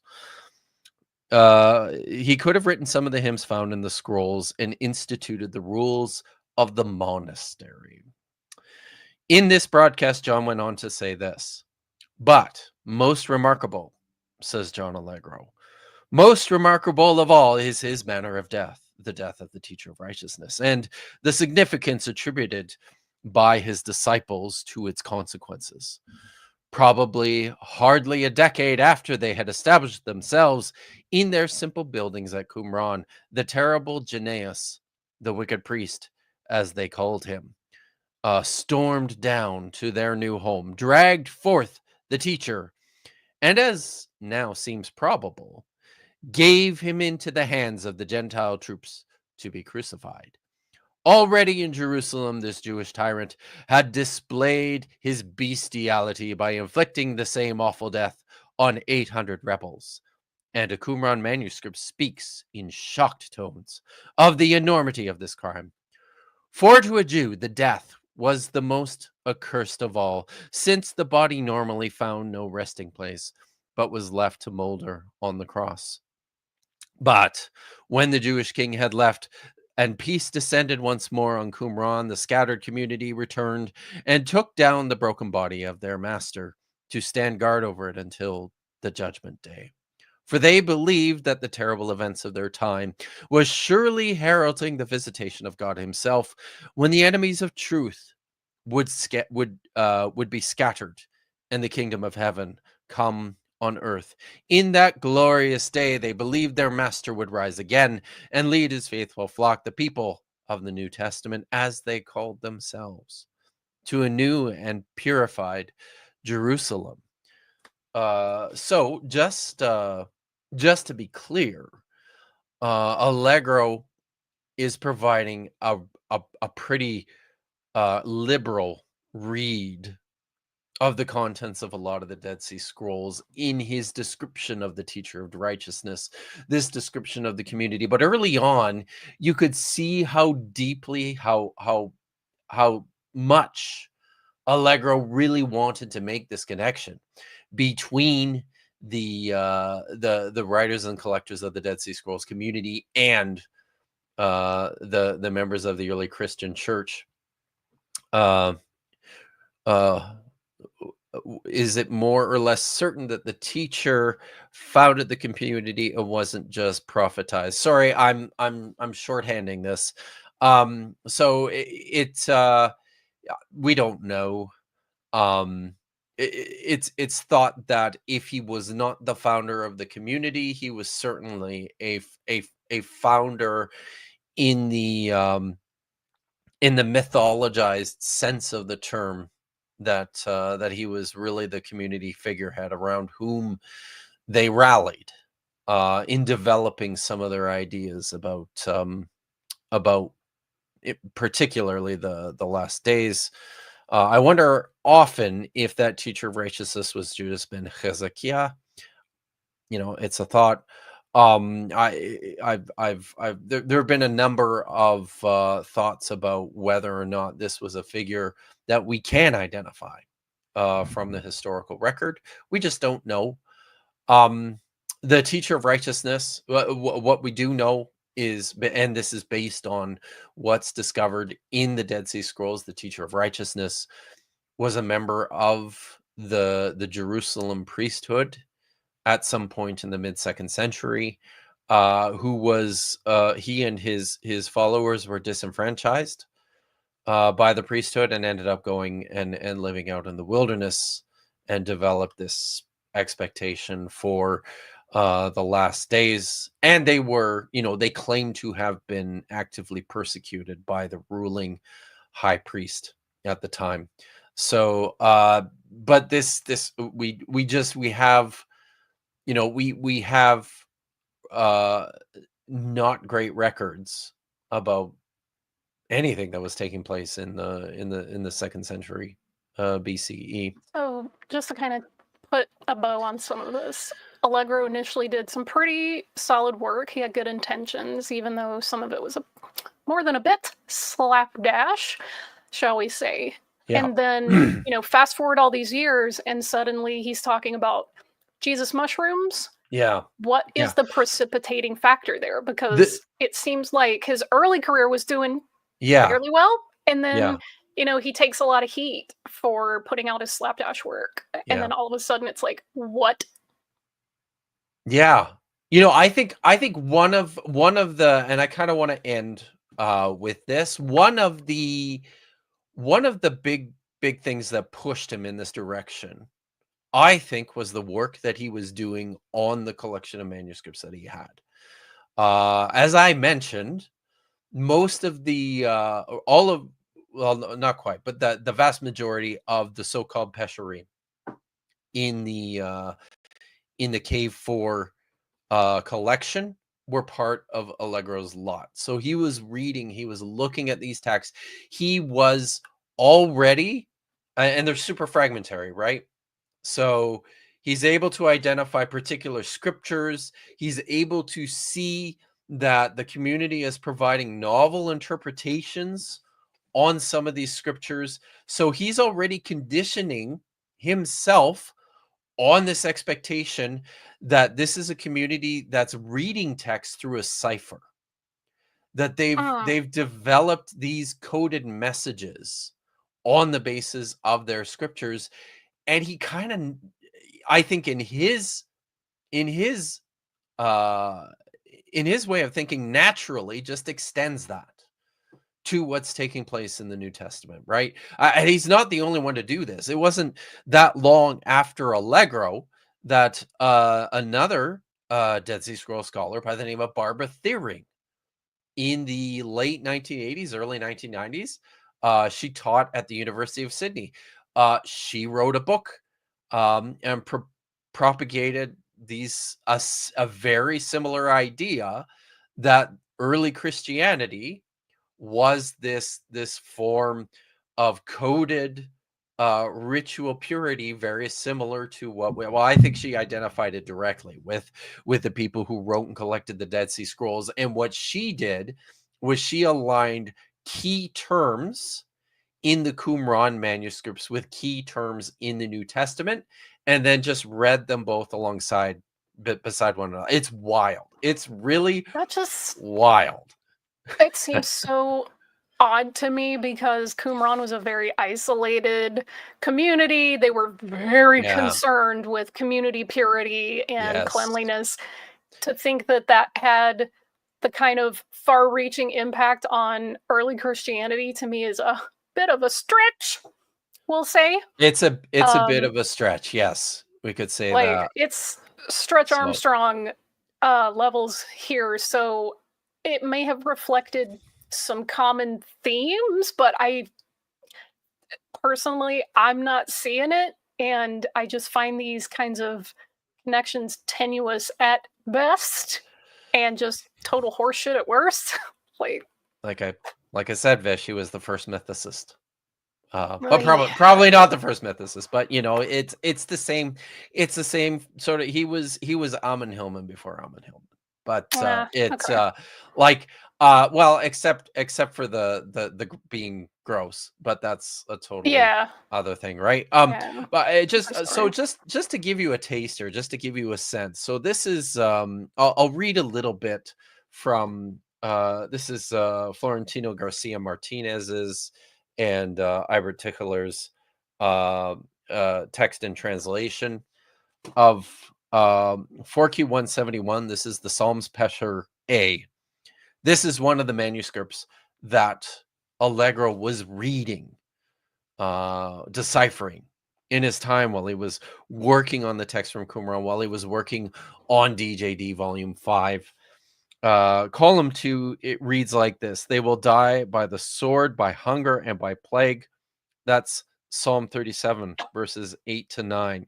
Curb anger and control temper, and do not get irritated. It only leads to evil. For those doing evil will be cut off. So that's the psalm, and then it's followed with this.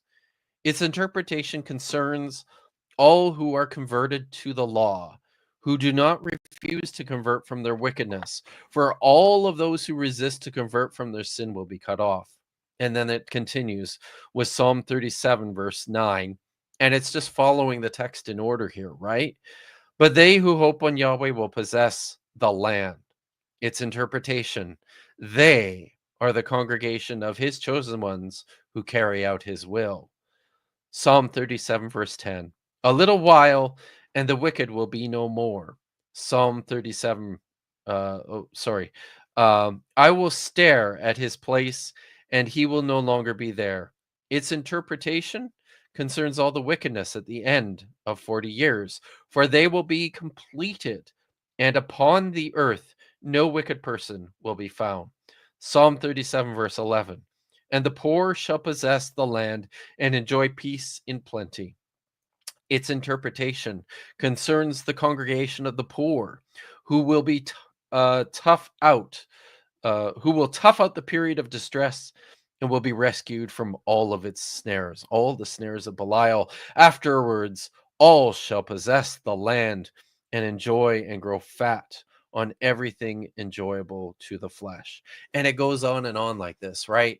So I read that to kind of give you a sense of, I think what the wheels inside Allegro's head as they turned might have considered as he was deciphering these manuscripts, doing it quickly, doing it what did you say? Slapdash.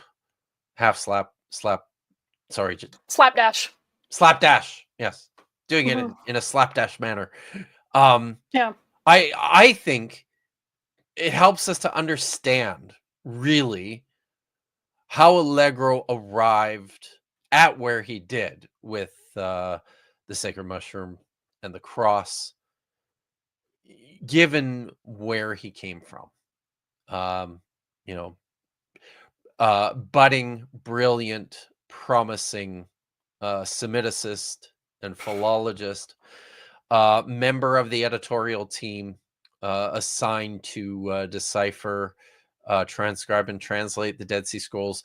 Probably too early, in my opinion. I think that's the other crazy thing here is you'll notice all the members of the editorial team, the first scholars to work on the Dead Sea Scrolls, were not the established scholars in the field at the time. These were guys on their postdocs, mostly. Allegro was a first-year PhD student. Incredible. A first-year PhD student at the University of Oxford, because the established scholars were obviously they had commitments that they felt were more pressing and required a higher level of attention.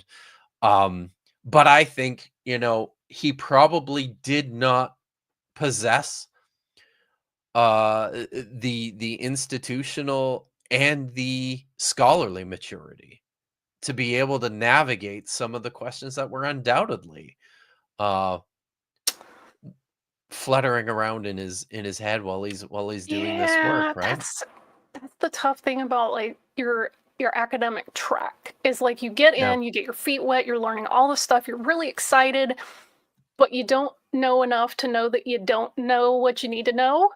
And I fully am on board with him democratizing, these texts and stuff. But yes, I think if he had waited just maybe 5 more minutes to really get solid foundation first and maybe get a little further in his track, it wouldn't have been so sloppy. And he may have been able to preserve, parts of his reputation later on. I mean, I'm just snowballing here, but it's funny to me that people who aren't rooted in like Jewish textual traditions, when they get a hold of some of these more esoteric sounding writings, they tend to go off into some crazy ass places. And this is something that even Talmudic sages talked about, is the idea that you really need to focus on the plain meaning of stuff first before you go out into like Area 51 stuff. And they have this whole I guess aphorism about wandering into the orchard, quote unquote, and like you go in and you read these texts, and some people come out going, okay, I've got some thoughts, and other people just, they go up onto the astral plane and they come back and they're nuts, right? It sounds like maybe he wandered into the orchard and didn't come back. I think very much so, right? So Yeah. let's finish with this. And if you guys have questions or some thoughts that you'd like to share, I'm super keen on hearing those. Just throw those out in the chat. But at the end here, Allegro is most famous for this book, right? This Sacred Mushroom and the Cross, for kind of going off the proverbial deep end. But one of the things I wanted to do with today's stream was to sort of not shy away from that legacy while also paying some tribute to who the man was and how he helped move forward, how he helped to move the field forward. His real, what I think his proper academic legacy here as it concerns the Dead Sea Scrolls. Allegro was among the first to recognize the importance of the photographic record of the scrolls, and without his inclusion on the team, the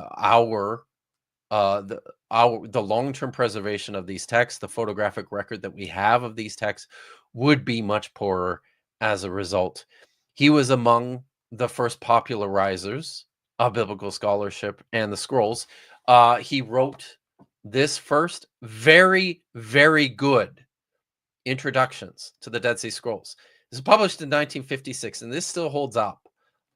It's a very good book. He managed to make the opening of the Copper Scroll happen, which is a big deal. And he also, I think, was asking important questions and raising really important issues with regards to this intersection between faith and scholarship, and in the study of these manuscripts, just boots on the ground kind of stuff as he was living through it, right? Like, I don't agree in terms of all his criticism and his cynicism with regards to the people he was working with and the program itself, but I absolutely think that he was right to raise a lot of the questions that he did. He was an atheist scholar, an agnostic scholar. He was a secular scholar. As a, someone who identifies, I guess, as a secular scholar, there's a lot of John Allegro that I read stuff that he's written. I knowing the story of who he was, where he came from, and what happened to him. It rings true with me, right? It resonates. So there we go, everyone. The great John Marco Allegro. So I hope you all we got a few enjoyed that comments stream. and a super chat or two. Awesome. So I will. Did you talk about Guillermo Romero's? Yeah, we talked about Okay, suffering just teachers. making sure. Hope maybe it'll show up in my long form series at some point, which is not really something that I'm thinking through at the moment, but I'll get back to it. This was a funny comment from Nitty. While the community may have been strict, why couldn't it be like branches of QAnon where independent groups were in favor of those ideas but not directly related? Qumrananon. Yes, that's awesome. That was pretty great. They could have all had white t-shirts. Yeah. Oh, Emergency Moto, thank you very much. $20 for the super chat. Killer stream as always. I have to move this over so I can read it properly. Killer stream as always. Thank you. Wasn't wanting to get political, just find all that you do so important. And Rogan has had on several apologists. Would be nice for people to get something grounded in academic honesty for once. And sorry, I didn't mean to rebuke you, Emergency Moto. I really didn't. And I can't speak for Vishanti, but I didn't mean to rebuke you. And I totally get it. it's one of those things, right? Like, what do you do? You know, I think I suspect Kamala Harris and Tim Walz declined Mhm. to appear on Rogan for political reasons, right? Yeah, Big but again, mistake. like my whole criticism isn't Big people mistake. having podcasts where they talk to people about their ideas. It's Yep. treating quackery as being on the same On the same level. footing as actual, verified evidentiary conclusions. And I guess So, he'll have people like Neil deGrasse Tyson on who does legitimately good work on like cosmology and has qualifications to speak on this. But then he'll turn right around and have Billy Carson on, and he just treats them like they're both saying just great stuff. And it's like, those are not equal. Those are not equal and valid. And So I, that's my problem. I think it's fair to point out that that Danny Jones has had Billy Carson on, and Yeah. has had, I mean, he's had Ammon Hillman on, and I probably never would have ended up on his podcast had Ammon Hillman not gone on to his podcast. So, at what point are we engaging with the public and then legitimating the nonsense, right? And that is an ongoing problem, and it's something that I wrestle with and I struggle with. And I'll just say this: I mean, I'm not. I just don't think it's not something I'll ever have to um uh I'll have to make a decision about this. But um Joe Rogan, like, I see the merits of making an appearance on an enormous platform like that, because scholarship, the public facing of scholarship is something that's just becoming increasingly more and more important. And if you can get this stuff out in front of as many eyeballs and ears as possible, that's it's tough.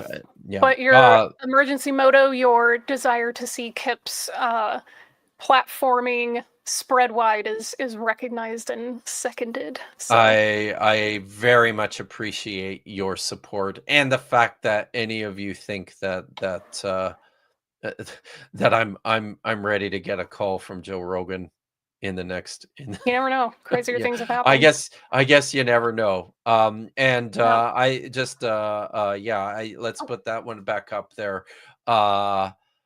I think that's why Diabolical Critics and these streams are important. Yeah, this is why this is the reason, right? I mean, I love talking about this stuff. And I am spending as much of my time as I can getting this information out to people. It just the whole impetus behind this particular stream in the first place is because you go on YouTube, you type John Marco Allegro into YouTube, and you're gonna come up with all the nutty stuff. You end up with the nutty stuff. But the guy was so much more than that, right? And there's so much more to the story than anybody ever tells. And it drives me crazy, right? That these are the kinds of stories that don't get told. And also, like Marcos is saying, Flint Dibble dismantled Graham Hancock, which was great. And you have other, communicators like David Miano at World of Antiquity and Many Minuteman. You have Professor Dave. Like, a lot of these channels are addressing these claims and saying, like, here's why they're crap. So that's important. And like, Flint Dibble going on, it was great. But also, you had Eric Weinstein on there too, which was directly kind of taking the wind out of those sails. But that's another thing. I do want to say regarding King Fashi's comment is like, the Diablo critics, most of y'all are directly responsible for me not only passing my history course this spring, but also making me want to go back into academia. So I would also like to give y'all credit for that. So thanks. Yeah, your enthusiasm for your knowledge is contagious. So credit where it's due. Yeah. Awesome. Okay, important question for us. When's the last time you did mushrooms? I've never done mushrooms. I've never done mushrooms. I have I mean, I like to drink. But I mean, I can't. I avoid getting shit faced anymore, and the reason for that is just because I get my day is miserable the next day. Yeah, I'm not in my 20s anymore. I don't Yeah, recover from it's nope. having that stuff And so much you anymore. listen, so. you guys forget. I grew up in a conservative evangelical family, and I took that stuff Yep, I took same. it really seriously, right? So I was like, Yeah. I didn't have my first drink until high school graduation. I mean, I dealt with my father was an alcoholic and had addiction problems with other drugs, and he came of age in the era of like psychedelics, and so hearing his stories and knowing kind of the effects that it had on him physically with his health and some of the he didn't really tell me bad trip stories, but just seeing the results of that disincentivized me from wanting to try a lot of it. But never done mushrooms. I'm open to it, whatever. But yeah, so far I haven't tried them. So I was very amused that my wife went on a so she went to a conference in Calgary this last week, and she was hanging out with some girlfriends, work colleagues, and you know, she spent her nights doing edibles and playing Mario Kart. So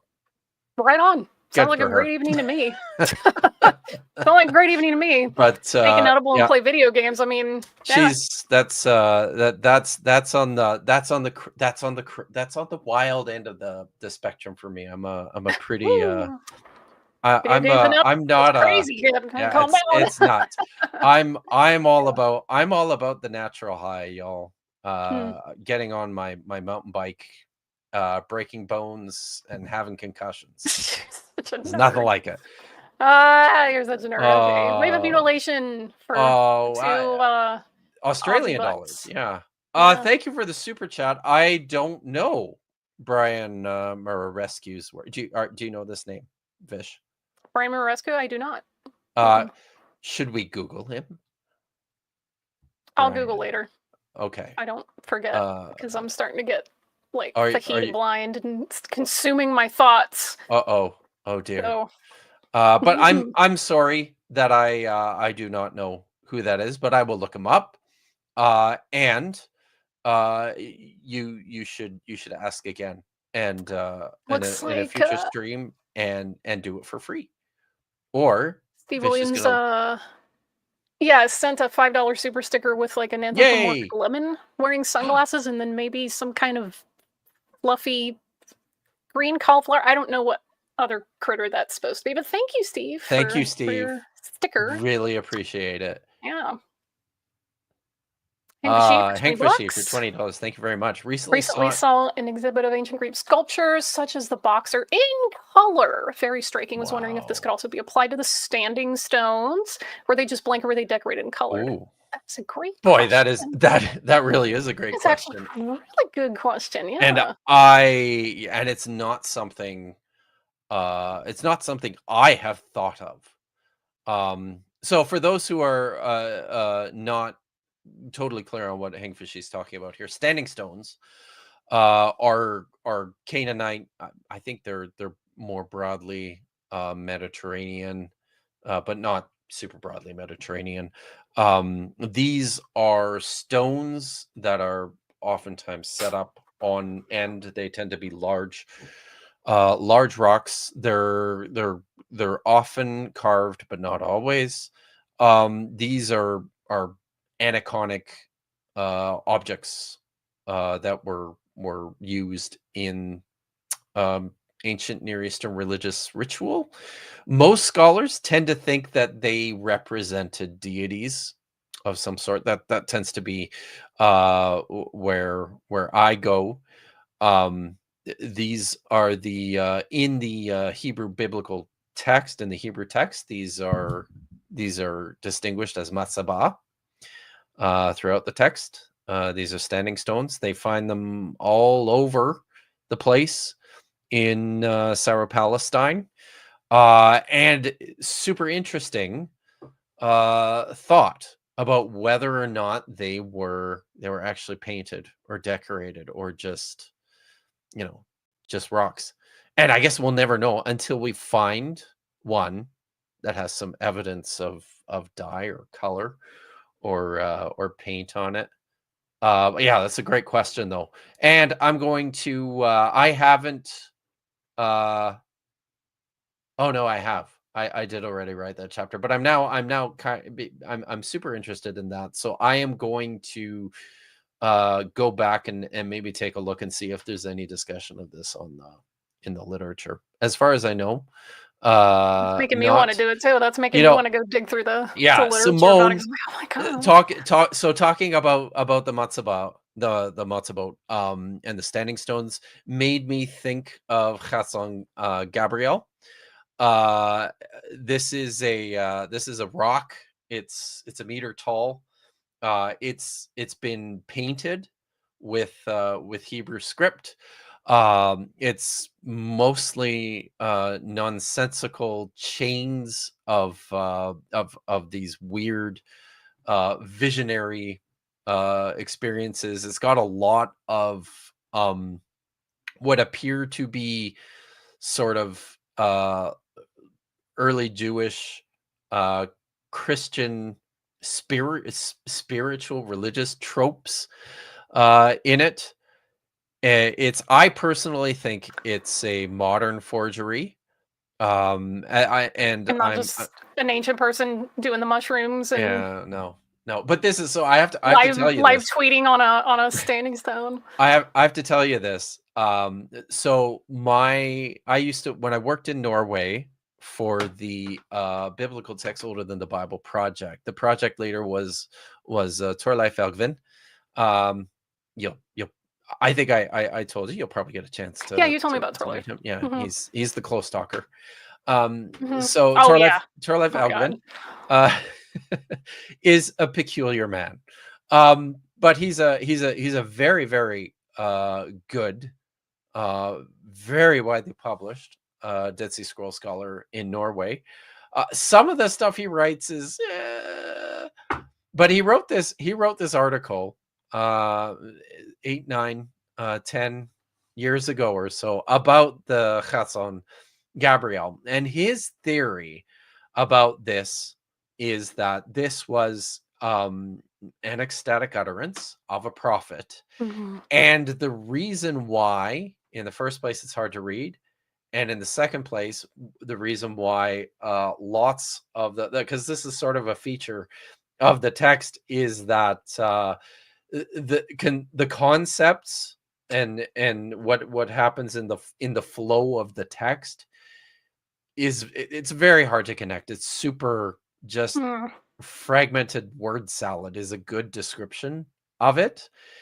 So Torleif's theory is that the reason it's like this is because the prophet has just come out of his trance and he's frantically trying to get this down. So he's got this giant, like when you wake up and you have a dream journal and you're just yeah. But as one does, they pull out their 1 meter tall stone.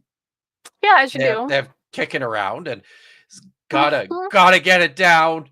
I gotta get it down, right? So this is Torleif's idea. But I like your idea much more, Simone, that this is a forgery made from Nabatean matzava. I'd like to hear some more about this. I suspect this is as I said, this is clearly a much more credible idea than Professor Elgvin's. But yeah, let's talk about that. If you've written some stuff on it, I'd love you to link me to it, because I am. Yes. The Chasson Gabriel is a text that I'm kind of fascinated by. Oh, she says there's it's not her idea. There's a paper. Oh yeah. Include me in that. Yes. I too would like to read this. So. Take a look. Okay. Awesome. Yeah. No. Thanks. Is that about it? We got any more? Yeah. That's all. That's all the ones that we had Awesome. starred. So Cool. So I think we'll shut this down, but I wanted to talk a little bit about the weekend coming up here. So I am flying out tomorrow to San Diego, where I will be at SBL. The reason I am going to SBL this year, this is kind of fun, is because I hadn't planned to go because it costs piles and piles of money that I can no longer afford now that I'm self-funding. One of the great things about working in academics is access to institutional funding, which is it sucks when you're cut off from that. So, but I have been given the opportunity to go because there is a French film company that's making a documentary about the Dead Sea Scrolls forgeries. And I've been talking to them for probably the last year or so, and they've wanted to do a sit down interview with me. Originally, the plan was for them to come up here to the Pacific Coast, the Pacific Northwest, and spend some time here. But it's probably cheaper for them to fly me down to San Diego for SBL. So I said, yeah, sure, let's do that. So I'll be doing some filming while I'm down there. And I'm going to be meeting up with Vishanti, also with longtime friends and some of the Diablo critics. Matt Monger is going to be there. Dan McClellan is going to be there. Jennifer Bird is going to be there. We have talked about trying to do something live while we're there. I can't guarantee anything. Certainly, it's a lot of this is just based on scheduling time. What things look like in terms of the logistics of equipment and internet signals and things like that. But one of the things that I am going to try to do is our Hebrew reading stream is scheduled for tomorrow at 5 o'clock. Josh is going to upload that stream and walk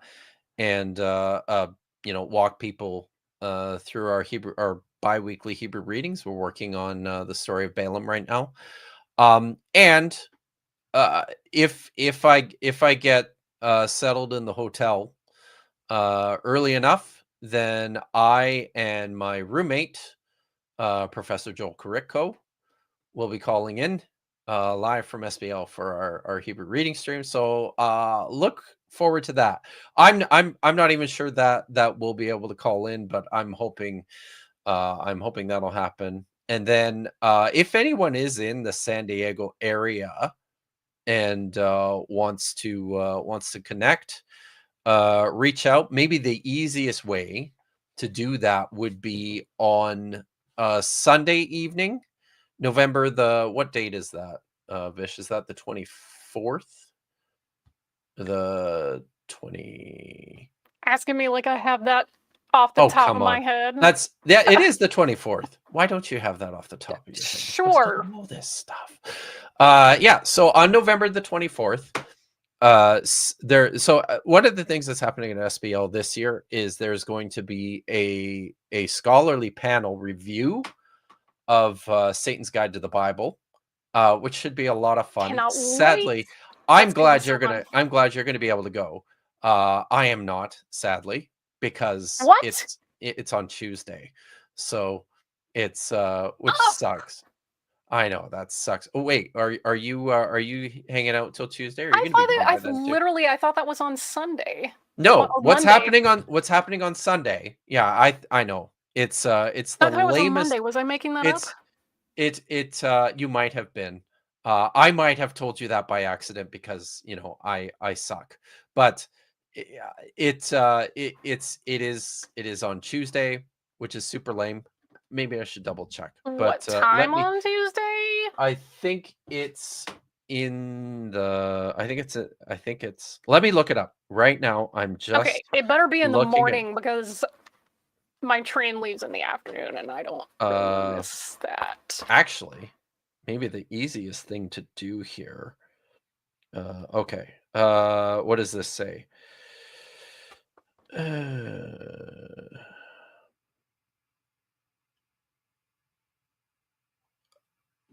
This says the 26th, 9 a.m. That is Tuesday. So it's a morning. Yay! Yeah, it's morning. So you'll be, hopefully That you'll means I be can able to go. Awesome. That would be great if and you. see the Satan himself. There you go. But if you can't go, at least you will be able to go to the reception that Satan is hosting on Sunday evening. Okay, that's what I was getting at. Yes. The So reception. there's a scholarly panel about Satan's Guide to the Bible on in the annual meeting at on Tuesday, which I was excited to go to, but I won't be able to make it. But something else I'm very excited to go to is on Sunday evening. There are 2 screenings of the film at the. I gotta get this right here. It's at the San Diego Media Arts Digital Gym Cinema. Sunday, November the 24th. It's offsite. It's about a 20-minute walk from the convention center. The first screening is at 5 and the second screening is at 7. They're setting up just kind of like an open reception in the theater lobby. They're going to be serving free wine, which is nice. Right. Bless. And I'm pretty excited because I have been asked to MC and moderate the audience Q&A, which will take place between the screenings. Probably, I think probably around 6:30ish. So if you're in the area, come check it out. Come and say hi. Let's have a glass of wine together. Yeah. So I think that's it. That's all for me. You got anything going on, Vish? SBL. I will be arriving by train on Saturday. I'm gonna have to get my ticket adjusted because I found out that the one panel that I definitely want to go to is happening earlier in the day, so I gotta get there, and that's fine. And then I'll just be hanging out with people off and on throughout SBL. So if you want to, I guess have a meetup, there's going to be some people from Dan McClellan's Discord server that are going to be doing something tentatively for dinner on Saturday night. So feel free to pop in and say hello. And yeah, send me your recommendations for good restaurants in the area because I haven't been to San Diego in a very long time. And I have forgotten a lot of the places to go and stuff to eat. So should I crash Dan's Discord party? Yeah, absolutely. Okay. All right. Don't tell him. Maybe. I won't. But it could be a fair exchange, right? People. I'll in exchange, Dan, we'll get you into the Nordic reception, which is absolutely. Yeah, that's a fair trade, I think. Right. So yeah. So that's all that's happening right now. I hope you guys enjoyed the stream. This has been a really fun one. Thank you, Vishanti, for your very capable work on keeping all the visuals in order. That was awesome. So I think I'm just going to end it very awkwardly now. Yeah. So see you around, everyone.